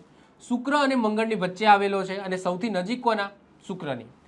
પૃથ્વીની આકારની દ્રષ્ટિએ 5મો સૌથી મોટો ગ્રહ છે તથા પાર્થિવ ગ્રહોમાં સૌથી મોટો. પાર્થિવ ગ્રહોમાં સૌથી મોટો છે એટલે કે બુધ, શુક્ર, પૃથ્વી અને મંગળ. આમાં સૌથી મોટો કયો? પૃથ્વી છે. મંગળ કરતાં પણ પૃથ્વી મોટો છે. ઓકે, અને વાત થાય કે બધા ગ્રહોમાં તો 5મો છે એટલે કે બાકીના જે 4 કીધા ને જોવિયન ગ્રહો એ પૃથ્વી કરતાં બધા મોટા છે. ઓકે, તો એ 4 અને 5મા નંબરે આવશે આપણી પૃથ્વી. પૃથ્વી પોતાની ધરી ઉપર કેટલા અંશ સેલ્સિયસ ડિગ્રી ઓકે નમેલો છે? તો 23.5. નોર્મલી આપણે કહી દેતા આવીએ છીએ, પરંતુ પરફેક્ટ એક્યુરેટ કેવું હોય તો 23.44 ડિગ્રી નમેલો છે. પરંતુ આપણે નોર્મલી કહી દેતા હોય છે કે આશરે 23.5 ડિગ્રી નમેલો છે, પરંતુ પરફેક્ટ કેવું હોય તો 23.44 છે. પૃથ્વીને પોતાની ધરી ઉપર એક ચક્કર મારતા 23 કલાક 56 મિનિટ અને 4 સેકન્ડનો સમય લાગે છે. આ પરફેક્ટ એક્ઝેક્ટ ટાઈમ કીધો. આપણે નોર્મલી કહી દેતા હશે કે આપણે 24 કલાકની અંદર પૃથ્વી પોતાની ધરી ઉપર ફરી લે છે, પરંતુ એક્ઝેક્ટ કેવું હોય તો 23 કલાક 56 મિનિટ અને 4 સેકન્ડનો સમય લાગે છે પૃથ્વીને પોતાની ધરી ઉપર એક ચક્કર મારતા, જેને ધરી ભ્રમણ કે પરિભ્રમણ કહેવામાં આવે છે, જેનાથી દિવસ અને રાત થાય છે. આ બધું આપણને ખબર છે. અને પૃથ્વીને સૂર્યની ફરતે એક ચક્કર મારતા કેટલા દિવસ થાય છે? 365 દિવસ 5 કલાક અને 48 મિનિટ અને 46 સેકન્ડ. ઓકે, 365 દિવસ 5 કલાક 48 મિનિટ અને 46 સેકન્ડનો સમય લાગે છે, જેને પરિક્રમણ કહેવામાં આવે છે, જે પૃથ્વી પરના ઋતુઓ માટે જવાબદાર છે. એટલે કે સૂર્યની આસપાસ એક ચક્કર મારતા એને 365 દિવસ 5 કલાક 48 મિનિટ અને 46 સેકન્ડનો સમય લાગે છે, જેને આપણે 1 વર્ષ કહીએ છીએ કે 1 વર્ષ આપણે પૂર્ણ કર્યો. નોર્મલી આપણે 365 દિવસ હોય છે, પરંતુ આ ઉપરના જે 5 કલાક 48 મિનિટ 46 સેકન્ડ છે ને એ 4 વર્ષ સુધી ભેગી થાય છે. 4 વર્ષ સુધી ભેગી થાય છે અને આ ભેગી થઈને શું બનાવે છે? એક આખો દિવસ બનાવે છે. અને એ દિવસને આપણે ક્યાં એડજસ્ટ કરીએ છીએ? તો ફેબ્રુઆરી મહિનાની અંદર એડજસ્ટ કરીએ છીએ. તો દર 4 વર્ષે તમને ખબર છે લીપ વર્ષ આવે. લીપ વર્ષનો મતલબ શું કે ફેબ્રુઆરી મહિનાની અંદર 29 દિવસો હોય તો એને લીપ વર્ષ કહેવામાં આવે છે. તો આજે 365ના ઉપર જે આ કલાકો છે 5 કલાક 48 મિનિટ અને 46 સેકન્ડ, તો આ ભેગી થાય છે અને 4 વર્ષે આખો એક દિવસ બનાવે છે. અને એ દિવસને આપણે ક્યાં મૂકી દઈએ છીએ? ફેબ્રુઆરી મહિનાની અંદર મૂકી દઈએ છીએ. તો ફેબ્રુઆરી મહિનામાં તમે જોશો 4 વર્ષે 29 દિવસવાળો ફેબ્રુઆરી મહિનો આવશે, જેને આપણે લીપ વર્ષ કહીએ છીએ. પૃથ્વીને એકમાત્ર ઉપગ્રહ છે ચંદ્ર. અહીંયા કોષ્ટક જુઓ કે પૃથ્વીનો આકાર કેવો છે? તો આપણી ભાષામાં નાનપણથી શીખ્યા છે નારંગી જેવો છે. એનો મતલબ શું કે પૃથ્વી છે એ એક્ઝેક્ટ ગોળ નથી. એ ધ્રુવો પાસે થોડી ચપટી છે, એટલે કે આ રીતના છે. હું તમને કહું તો આ રીતના છે. ઓકે, પૃથ્વી આ રીતના છે, એટલે કે આ જે ધ્રુવો છે ધ્રુવો પાસે થોડી આ રીતના ચપટી છે અને જે વિષુવવૃત્ત છે વિષુવવૃત્ત બાજુ થોડી ફૂલેલી છે. ઓકે, તો એ રીતના છે. તો અહીંયા તમે જો ધ્રુવીય વ્યાસની વાત કરીએ કે આ ધ્રુવ છે, આ ઉત્તર ધ્રુવ અને દક્ષિણ ધ્રુવ. તો આ વ્યાસની વાત કરીએ તો આ કેટલો છે પૃથ્વીનો આ વ્યાસ? તો એ છે 12,714 કિલોમીટર. અને વિષુવવૃત્તીય વ્યાસ કેટલો છે? એટલે કે અહીંયાથી લઈને આટલો વ્યાસ કેટલો છે? તો 12,756. તો તમે ગેપ જોઈ શકો છો. ઓકે, ગેપ તમે જોઈ શકો છો કે વિષુવવૃત્તીય થોડી લંબાઈ વધારે દેખાય છે આપણને. ઓકે, તો એનો મતલબ શું કે ઉપરથી અને નીચેથી થોડી ચપટી હશે, કારણ કે ઉપર અને નીચેનો તમે જો કિલોમીટર તો 12,714 કિલોમીટર છે. ઓકે, પૃથ્વી સંપૂર્ણ ગોળ નથી, પરંતુ ધ્રુવો પાસે થોડી ચપટી છે. એટલા માટે આપણે કહીએ છીએ કે પૃથ્વી છે ને નારંગી જેવી છે, કે જે એનો આકાર નારંગી જેવો છે.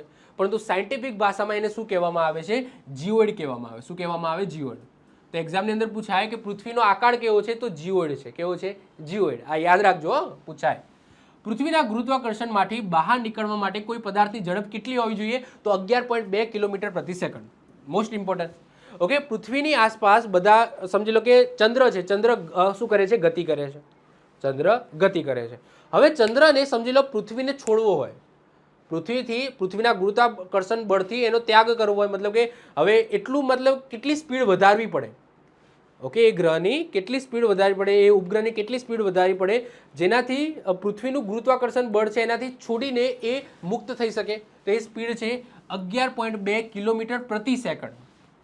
તો કોઈ પણ પદાર્થ જે સમજી લો કે પૃથ્વીના ગુરુત્વાકર્ષણના કારણે ગોળ ગોળ ફરે છે, તો એની સ્પીડ કેટલી હોવી જોઈએ જેનાથી એ એની કક્ષામાંથી બહાર નીકળી શકે? તો 11.2 કિલોમીટર પ્રતિ સેકન્ડથી જો એ ગતિ કરતો હશે, ઓકે, તો એ ફેંકાઈ જશે બહાર. ઓકે, એની કક્ષામાંથી બહાર ફેંકાઈ જશે.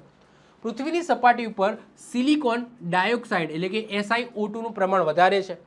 પૃથ્વી ઉપર 800 કિલોમીટરથી લઈને 1000 કિલોમીટરની ઊંચાઈ સુધી વાતાવરણ આવેલું છે, જે આપણે પર્યાવરણની અંદર ડિટેલ્સમાં સમજી ગયા. ક્ષોભાવરણ, સમતાપાવરણ, બાહ્ય આવરણ એ બધું જોઈ ગયા. પૃથ્વીના વાતાવરણમાં 78% નાઇટ્રોજન છે, બધાને ખબર છે. 21% ઓક્સિજન છે, 0.04% કાર્બન ડાયોક્સાઇડ છે અને 1% અન્ય વાયુઓ આવેલા છે. પૃથ્વીનું વાતાવરણમાં રહેલું ઓઝોન સ્તર સૂર્યમાંથી આવતા પારજાંબલી એટલે કે અલ્ટ્રાવાયોલેટ કિરણોથી આપણું રક્ષણ કરે છે, જેથી પૃથ્વી પર તાપમાન જળવાઈ રહે છે અને પાણી છે એ પ્રવાહી સ્વરૂપમાં તમને જોવા મળે છે અને જીવન શક્ય બને છે. ગ્રીનહાઉસ ઇફેક્ટ શું છે, ઓઝોન ક્ષરણ શું છે, ઓઝોન લેયર કઈ રીતના આપણને મદદરૂપ કરે છે, આ ડિટેલ્સમાં વસ્તુ મેં પર્યાવરણવાળી સિરીઝમાં ચલાવેલું છે. તો વધારે માહિતી તમારે જોતી હોય તો પર્યાવરણની સિરીઝ તમે જોઈ લેજો. આગળ વાત કરીએ, સૂર્યના પ્રકાશને ધરતી પર પહોંચતા કેટલો સમય લાગે છે. સૂર્યમાંથી જે પ્રકાશ નીકળે છે એને ધરતી સુધી પહોંચતા કેટલો સમય લાગે છે? તો 8 મિનિટ અને 20 સેકન્ડનો સમય લાગે છે. વિચાર કરો. ઓકે, એટલે કે આજે તમે બહાર નીકળો અને ગરમી તમને અનુભવ થાય છે, એ ગરમી એકચ્યુઅલી સૂર્યમાંથી ક્યારે નીકળી ગઈ છે? 8 મિનિટ પહેલાં નીકળી ગઈ છે. 8 મિનિટ પછી તમારા સુધી પહોંચી. આકાશનો જે વાદળી રંગ છે એ પ્રકાશના પ્રકીર્ણને આભારી છે. ઓકે, આ યાદ રાખજો.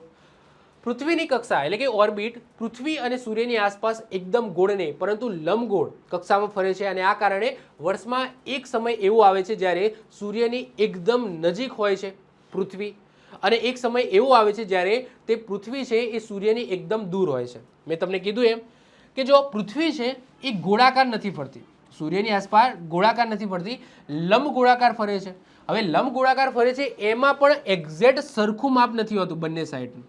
આ ઇમેજની અંદર તમે જો કન્ફર્મ કરું છું, જો સમજી લો કે આ સૂર્ય છે.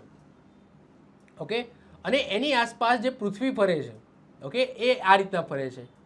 એક્ઝેક્ટ લંબ ગોળાકાર પણ નથી, એટલે કે એવું નથી કે આ અને આ બંને ડિસ્ટન્સ સરખા હોય, થોડો ફેરફાર છે. જેમ કે તમે જુઓ કે આ પૃથ્વી છે એ આ રીતના લંબ ગોળાકાર ફરે છે. હવે પૃથ્વીનું આજથી લઈને આ છેડાનું તમે માપ કાઢો તો 15.26 કરોડ કિલોમીટર છે, અને આ બાજુ તમે જુઓ તો 14.75 કરોડ કિલોમીટર છે. સમજો છો? ઓકે, તો પહેલાં તો ગોળાકાર નથી ફરતી, લંબ ગોળાકાર ફરે છે, અને લંબ ગોળાકાર પણ એક્ઝેક્ટલી નથી ફરતી. એક્ઝેક્ટલી નથી, કારણ કે આ બાજુ ડિસ્ટન્સ તમને વધારે જોવા મળશે, આ બાજુ ઓછું જોવા મળશે. તો ફરે છે ખરા, પરંતુ અહીંયા જ્યારે પૃથ્વી હશે, જ્યારે અહીંયા પૃથ્વી હશે તો સૂર્ય અને પૃથ્વી વચ્ચેનું ડિસ્ટન્સ સૌથી વધારે હશે, સૌથી વધારે હશે.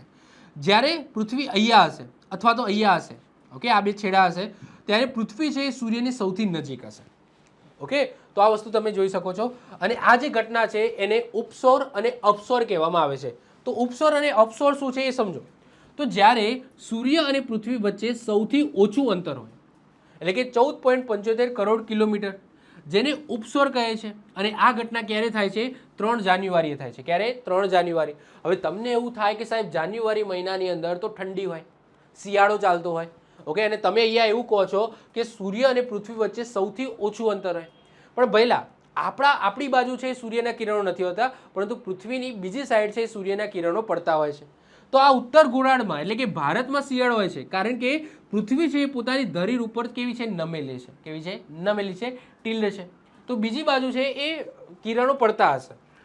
અપસૌરની વાત કરીએ તો જ્યારે સૂર્ય અને પૃથ્વી વચ્ચેનું અંતર સૌથી વધારે હોય, કેટલું? 15.26 કરોડ કિલોમીટર, એને શું કહેવામાં આવે છે? અપસૌર કહેવામાં આવે છે. અને આ ઘટના ક્યારે થાય છે?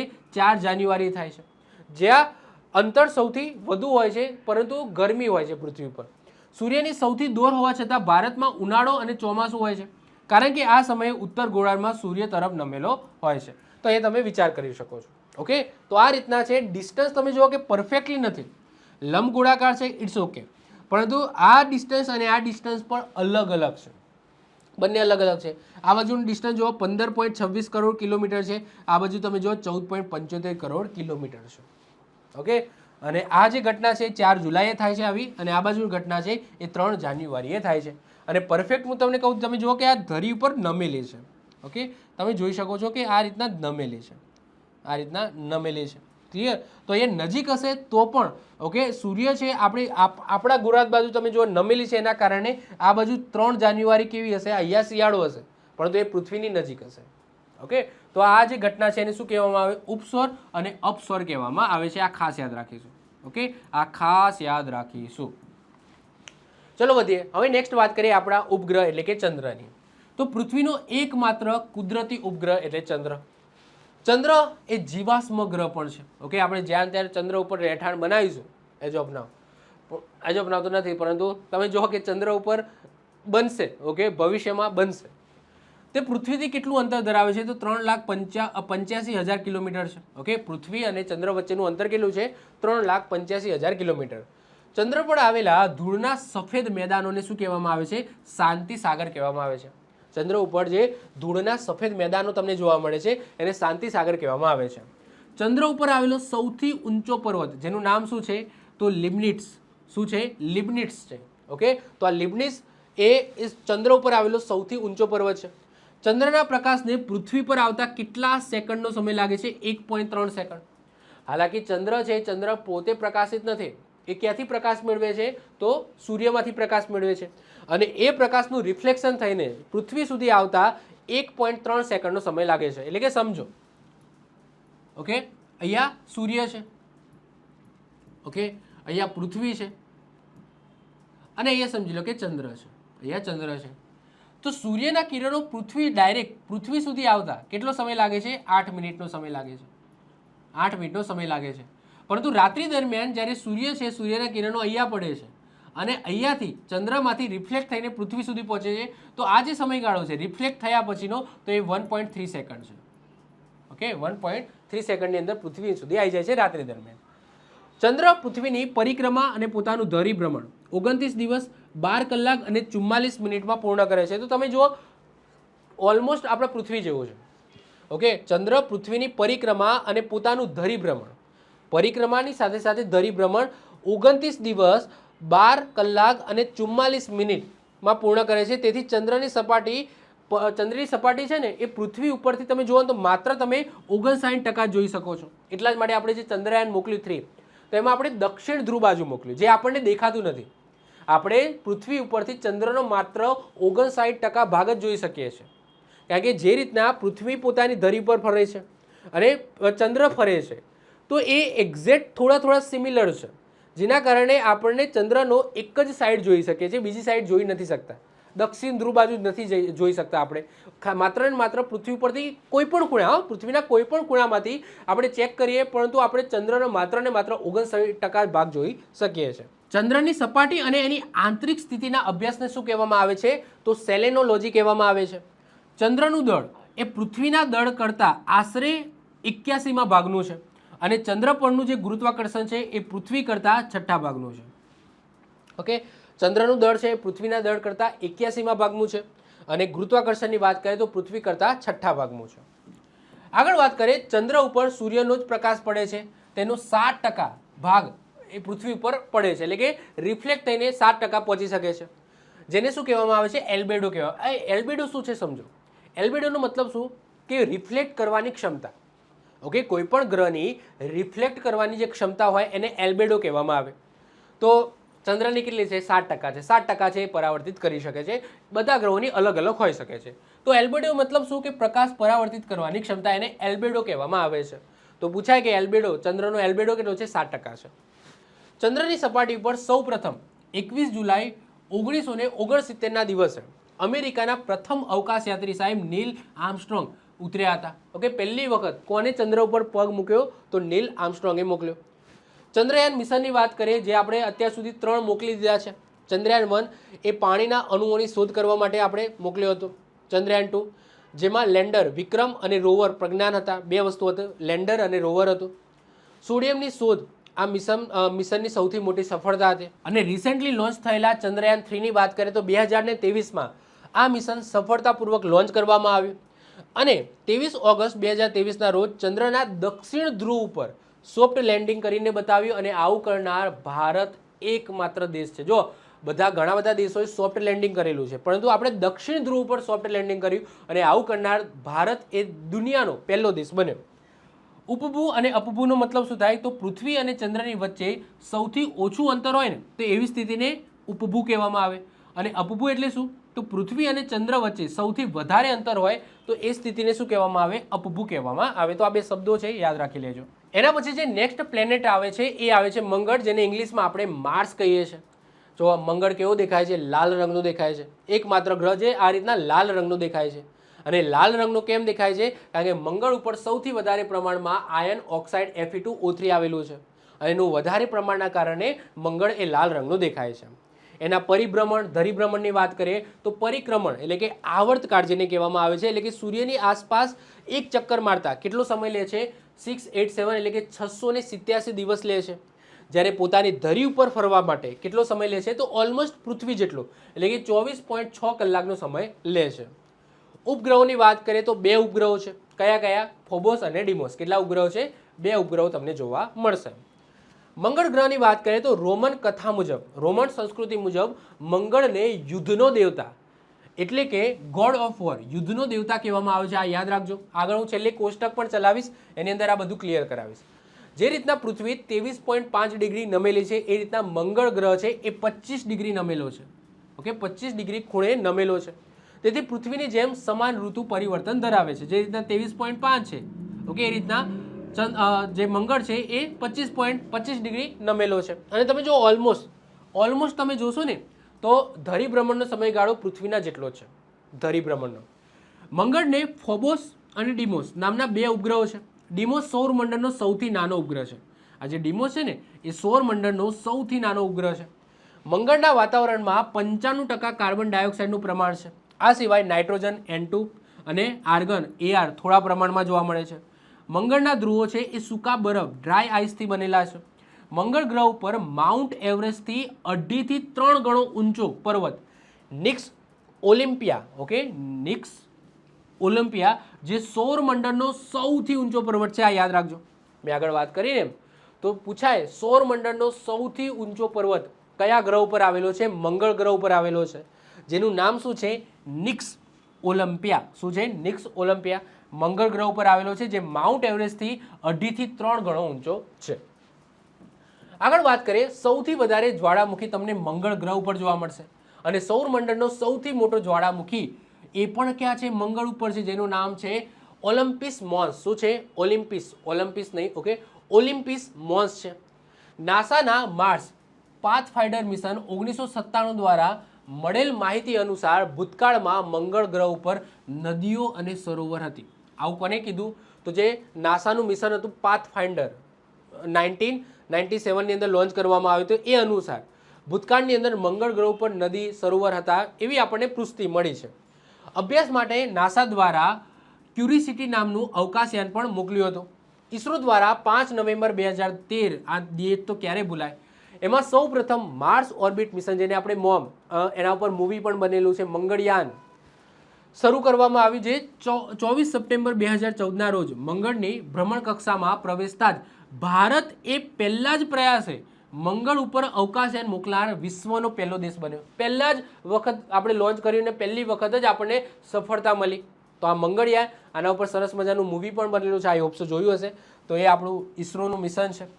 આ પહેલા અમેરિકા, રશિયા, યુરોપિયન યુનિયન દ્વારા પણ મંગળયાન મોકલ્યા હતા. આમ ભારત વિશ્વનો ચોથો દેશ બન્યો જેને મંગળયાન મોકલ્યું હોય સફળતાપૂર્વક.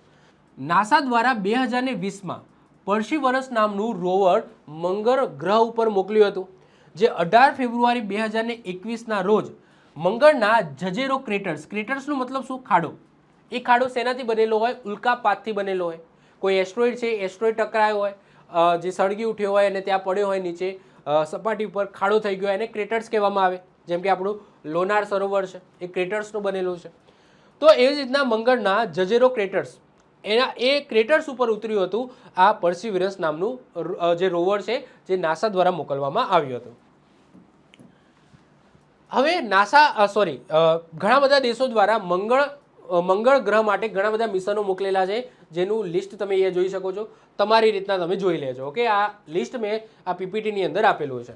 આપણું ખાલી આ ખાસ યાદ રાખજો, મંગળયાન, ઓકે, મોમ ઇસરો દ્વારા મોકલવામાં આવ્યું હતું 2013, ઓર્બિટર છે.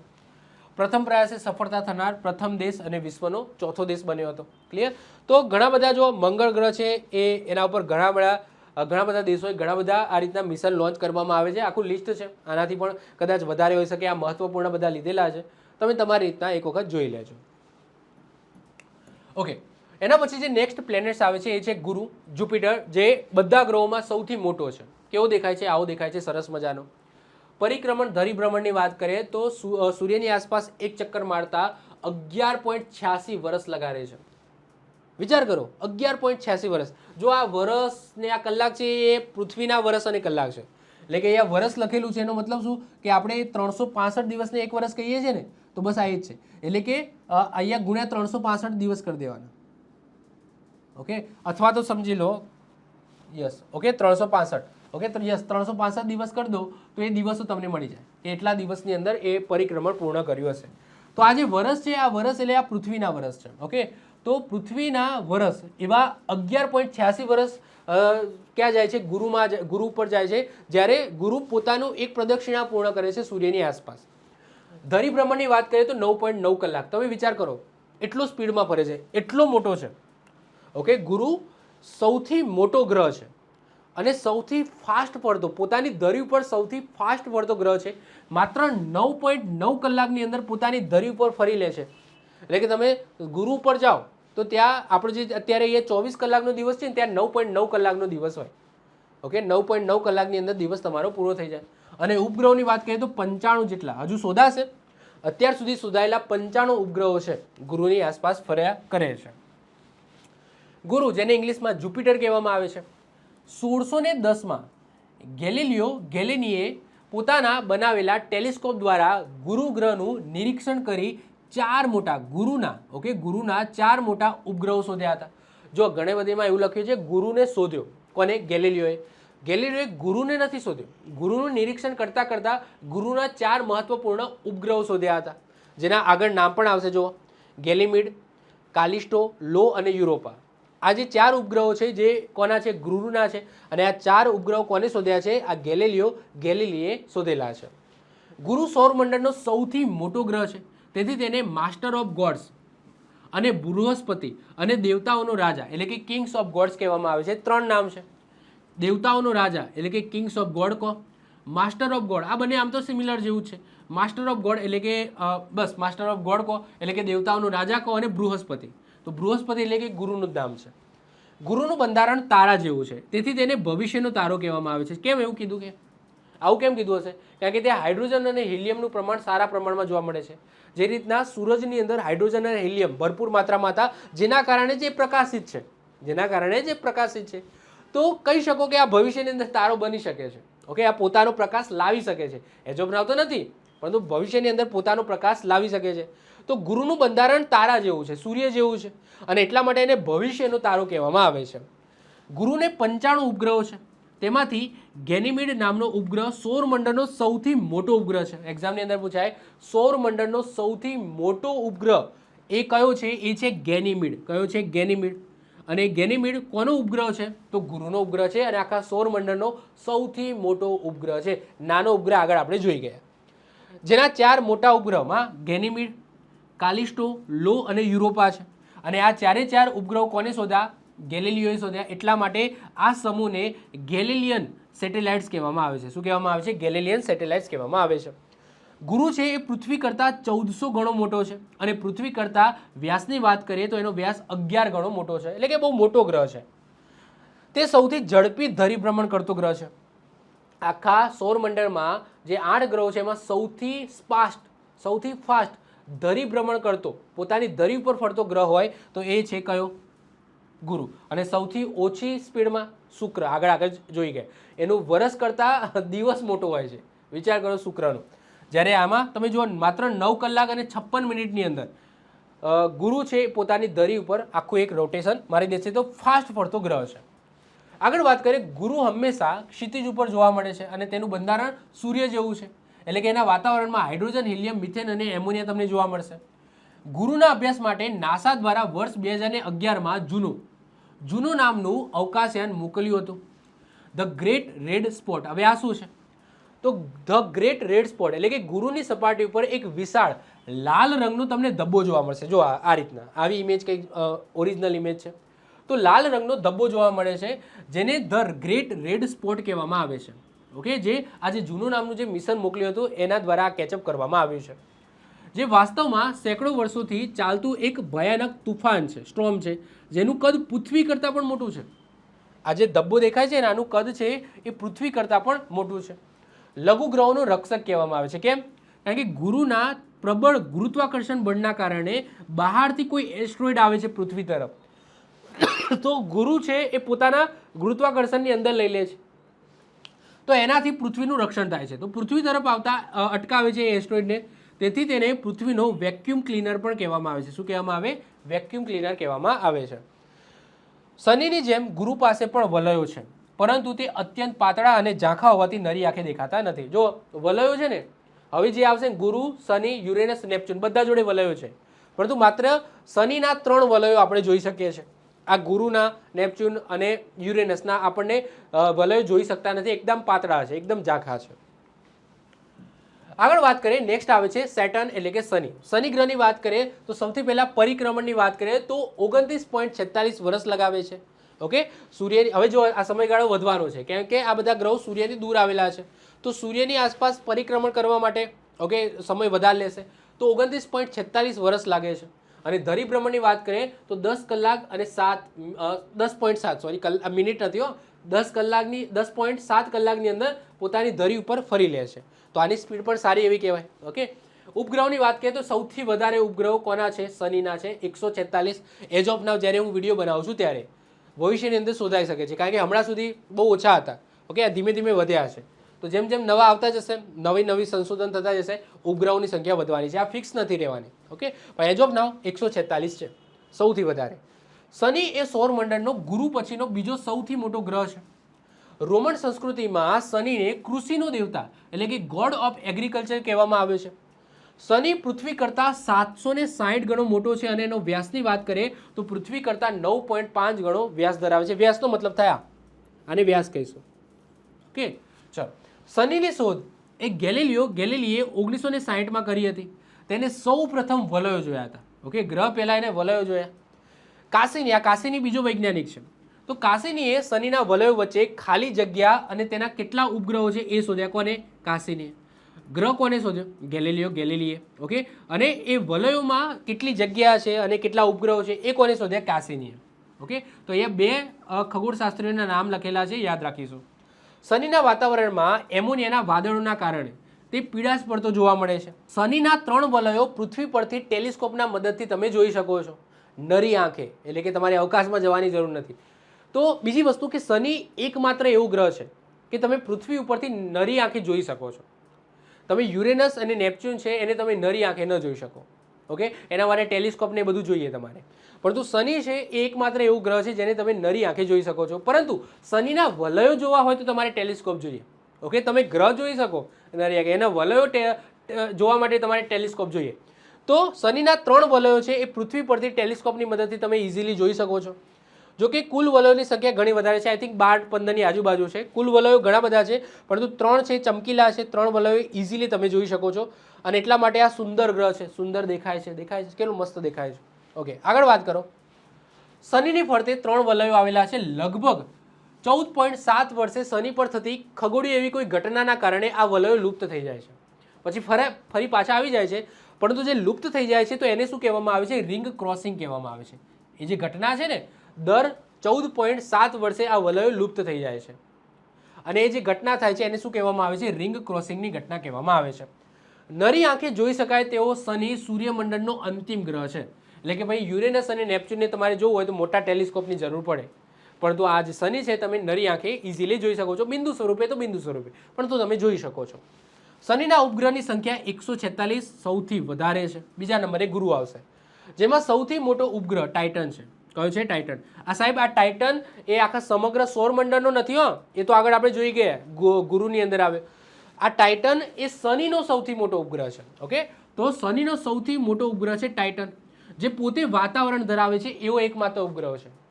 જો બધા ઉપગ્રહો તમને જોવા મળશે પરંતુ વાતાવરણ નથી, પરંતુ આ ટાઇટન એકમાત્ર ઉપગ્રહ છે સૌરમંડળનો જે પોતે વાતાવરણ ધરાવે છે. અને સૌથી નાનો ઉપગ્રહ કયો છે? શનિનો થીમસ છે. સૌથી મોટો શનિનો ટાઇટન અને સૌથી નાનો છે થીમસ. શનિનો એક બીજો ઉપગ્રહ યાદ રાખવાનો છે, ફોબે. આ ફોબે નામનો ઉપગ્રહ અન્ય ઉપગ્રહોની વિપરીત દિશામાં ગતિ કરે છે. એટલે કે શનિના જે ઉપગ્રહો છે ને એ જે દિશામાં ગતિ કરે એનાથી વિપરીત દિશામાં ગતિ કરે છે આ ફોબે નામનો ઉપગ્રહ શનિનો. ઓકે, તો ટાઇટન, થીમસ અને ફોબિયા નામ યાદ રાખજો, જે કોના ઉપગ્રહ છે? શનિના ઉપગ્રહ છે. ઓબ્વિયસલી 146 યાદ નથી રાખવાના, આ 3 જ યાદ રાખજો. શનિના વાયુમંડળમાં એમોનિયા, હાઇડ્રોજન, હિલિયમ, મિથેન જેવા ગેસો હોવાથી તેને ગેસનો ગ્રહ પણ જોવા મળે, કહેવામાં આવે છે ગેસોનો ગ્રહ. કારણ કે તેમાં કોઈ નક્કર સપાટી નથી, તમે આના ઉપર કોઈ લેન્ડ કરી ના શકો. ટૂંકમાં વાયુનો ઘોડો છે. ઓકે, વાયુનો ગ્રહ છે, જેમ આપણે પૃથ્વી છે, મંગળ છે, બુધ છે, શુક્ર છે, આ નક્કર ગ્રહો છે. ઓકે, આ નક્કર ગ્રહો છે, ગેસના નથી બનેલા.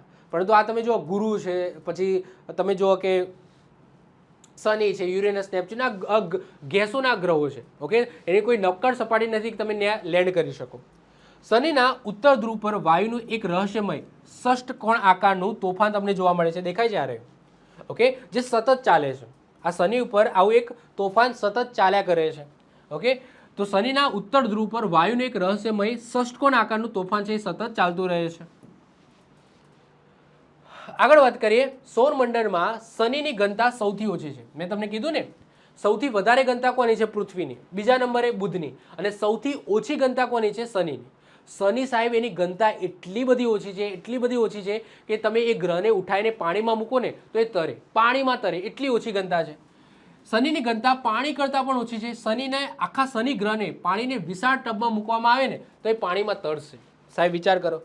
મિશન કાસીની હ્યુઝિન્સ નામનું નાસાનું સૌથી સફળ મિશન હતું, જેને 2004થી લઈને 2017 સુધી શનિનો અભ્યાસ કર્યો હતો. આ મિશન તમે જોઈ શકો.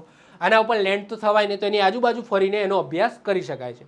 તો એવું નાસાનું મિશન યાદ રાખજો, કાસીની હ્યુઝિન્સ. આ કાસીની હ્યુઝિન્સ નાસાનું મિશન હતું, જે કોના માટે લોન્ચ કરવામાં આવ્યું હતું? શનિ માટે લોન્ચ કરવામાં આવ્યું હતું.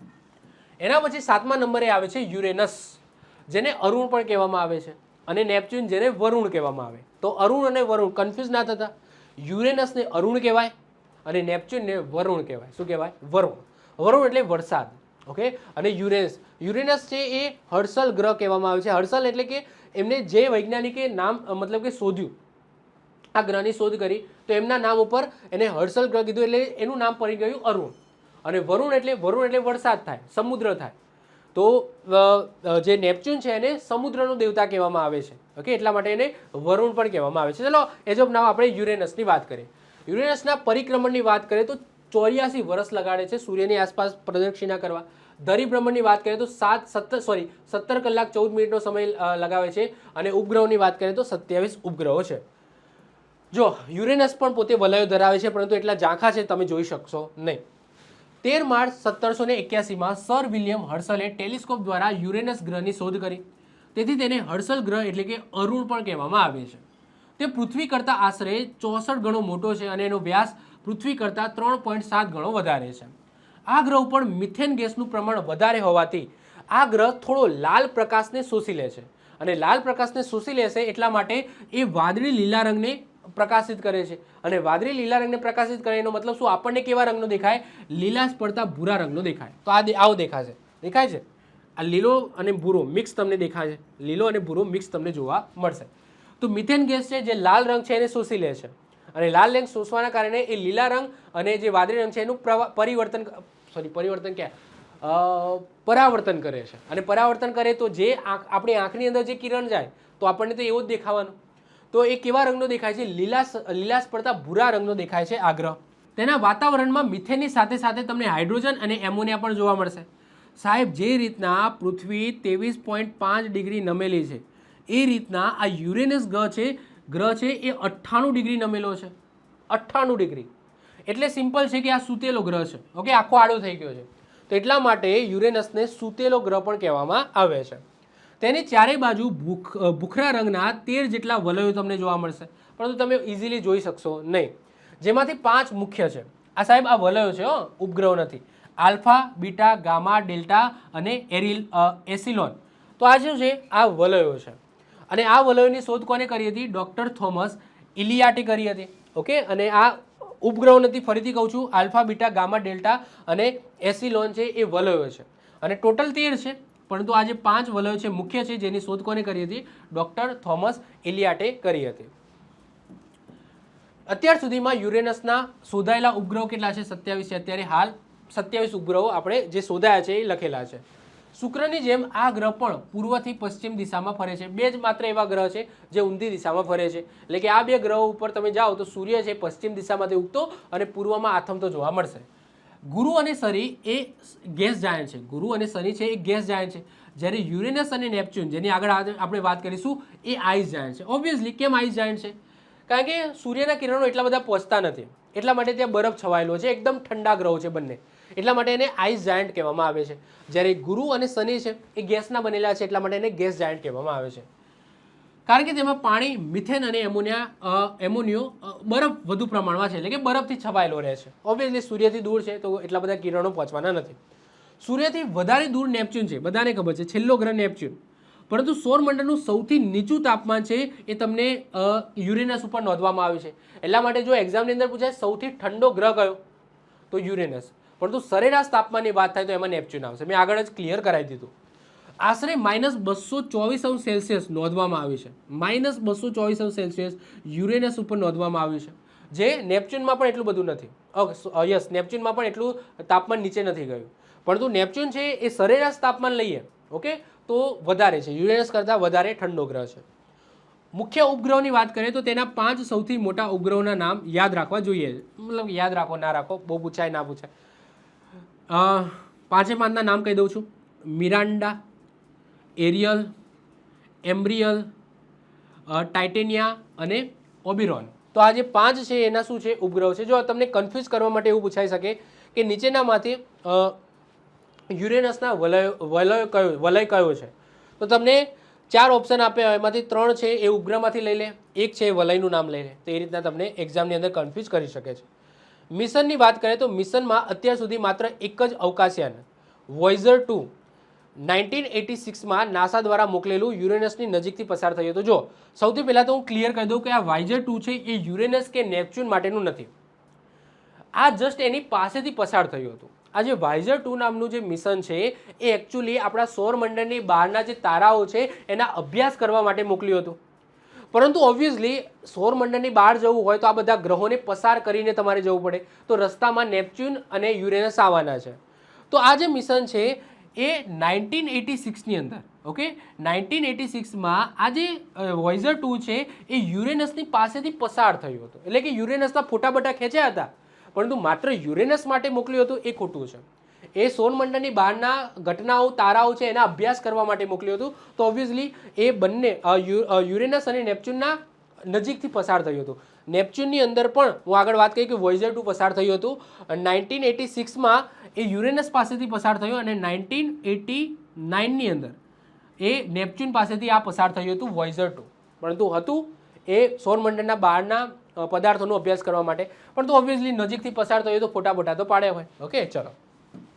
એના પછી છેલ્લો ગ્રહ છે એ છે નેપચ્યુન, જેને વરુણ કહેવામાં આવે છે. આ ગ્રહ 1846માં જર્મન વૈજ્ઞાનિક જોન ગોટફિલ્ડ ગાલે દ્વારા શોધવામાં આવ્યો હતો. રોમન સંસ્કૃતિમાં તેને વરસાદ કે સમુદ્રનો દેવતા એટલે કે ગોડ ઓફ સી કહેવામાં આવે છે. તેના વાતાવરણમાં મિથેન ગેસનું પ્રમાણ વધારે હોવાથી એ વાદળી રંગનું દેખાય છે. સૂર્યની સૌથી દૂર હોવાથી સૌથી ઠંડો ગ્રહ છે. સરેરાશ ઠંડાઈની વાત થાય છે, ઓકે. બાકી સૌથી ઠંડો તો કયો છે? યુરેનસ છે. પરંતુ સરેરાશ તાપમાનની વાત થાય તો સૌથી ઠંડો કોણ આવશે? નેપચ્યુન આવશે. કેટલા ઉપગ્રહો છે અત્યાર સુધી શોધાયેલા? 14 ઉપગ્રહો છે. પ્રથમ ઉપગ્રહ કયો છે? ટીટ્રોન. કયો છે? ટીટ્રોન. અને બીજો ઉપગ્રહ છે નેરીડ. ઓકે, નામ યાદ રાખજો, ટીટ્રોન અને નેરીડ. તે પૃથ્વીની 4 ગણો મોટો છે અને 4 વલયો છે, પરંતુ હાલાકી દેખાતા નથી. ઓકે, 4 ગણો મોટો છે પૃથ્વીથી અને 4 વલયો પણ ધરાવે છે, જેમાંથી 2 દ્રશ્યમાન છે, 2 ઝાંખા છે, પરંતુ કોઈ દેખાતા નથી.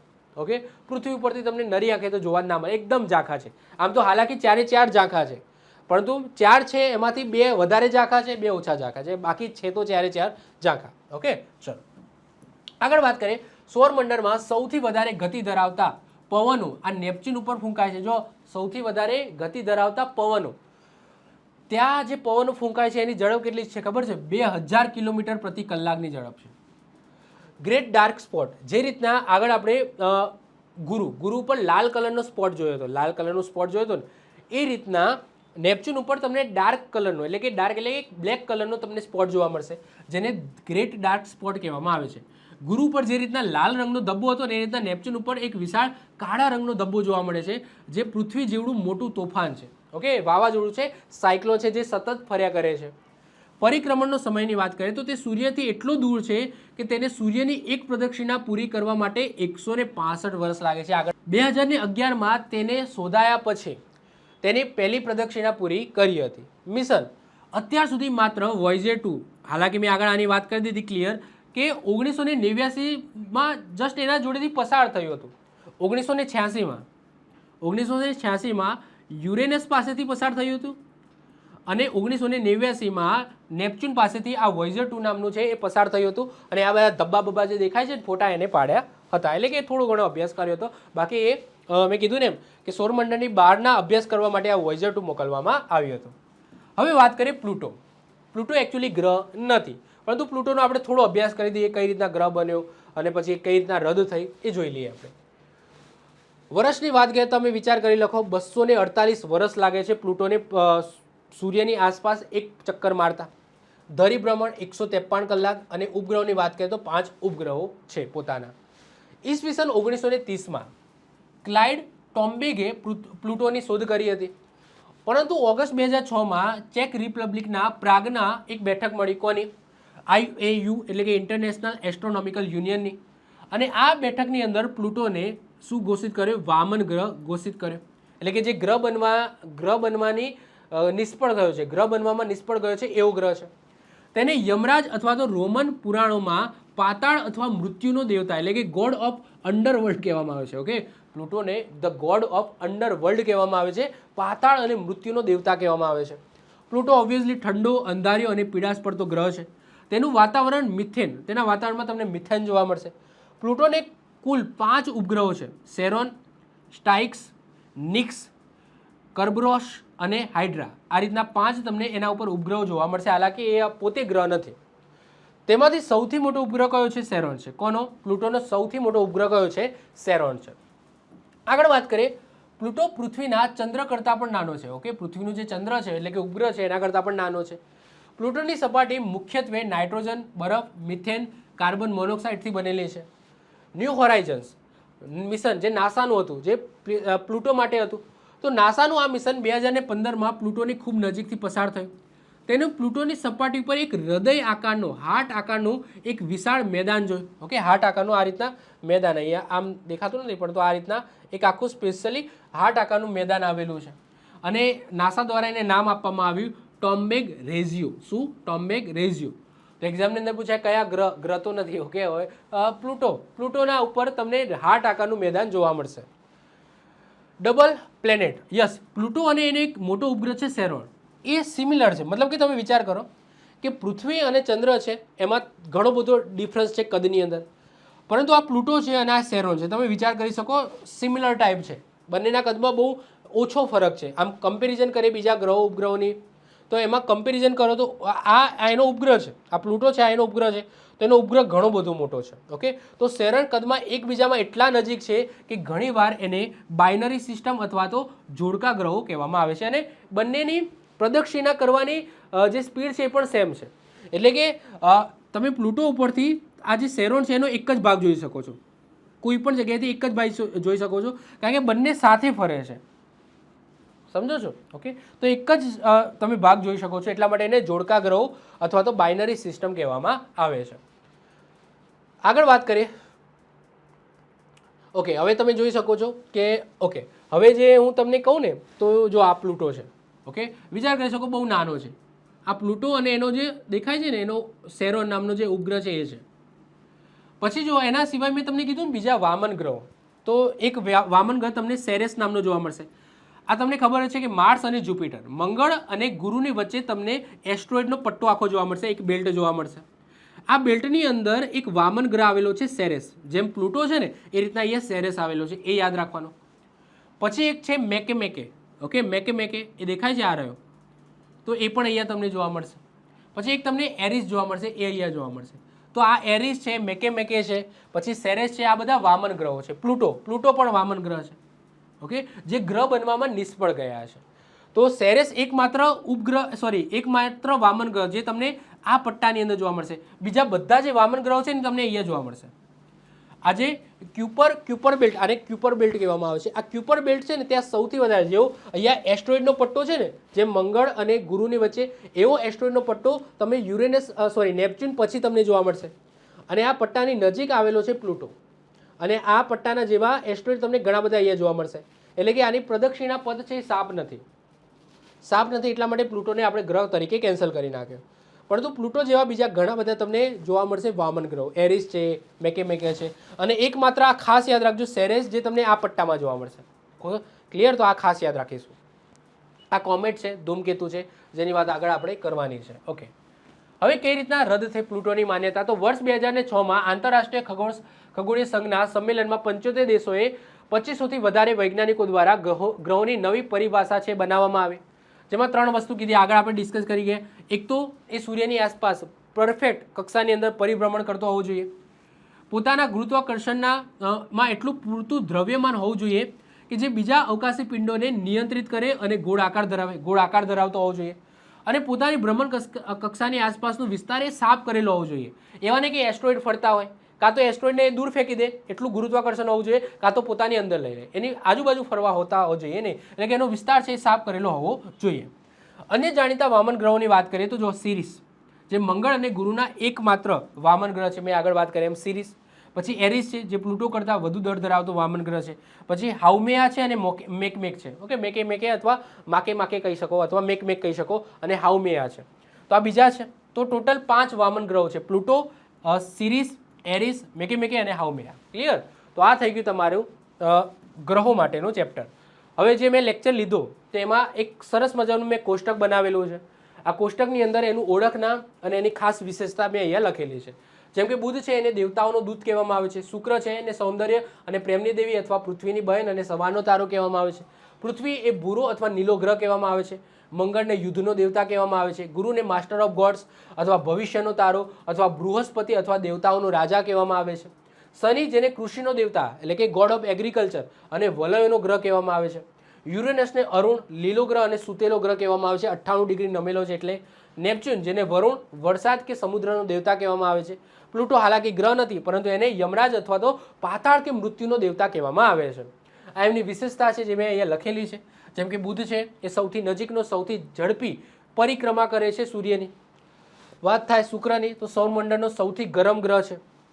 વાત થાય પૃથ્વીની તો એકમાત્ર ગ્રહ જ્યાં જીવન શક્ય છે. મંગળની વાત થાય તો આયન ઓક્સાઇડના કારણે લાલ રંગનો દેખાય છે. ગુરુની વાત થાય તો સૌથી મોટો ગ્રહ છે અને સૌથી ઝડપી પોતાની ધરી ભ્રમણ કરે છે.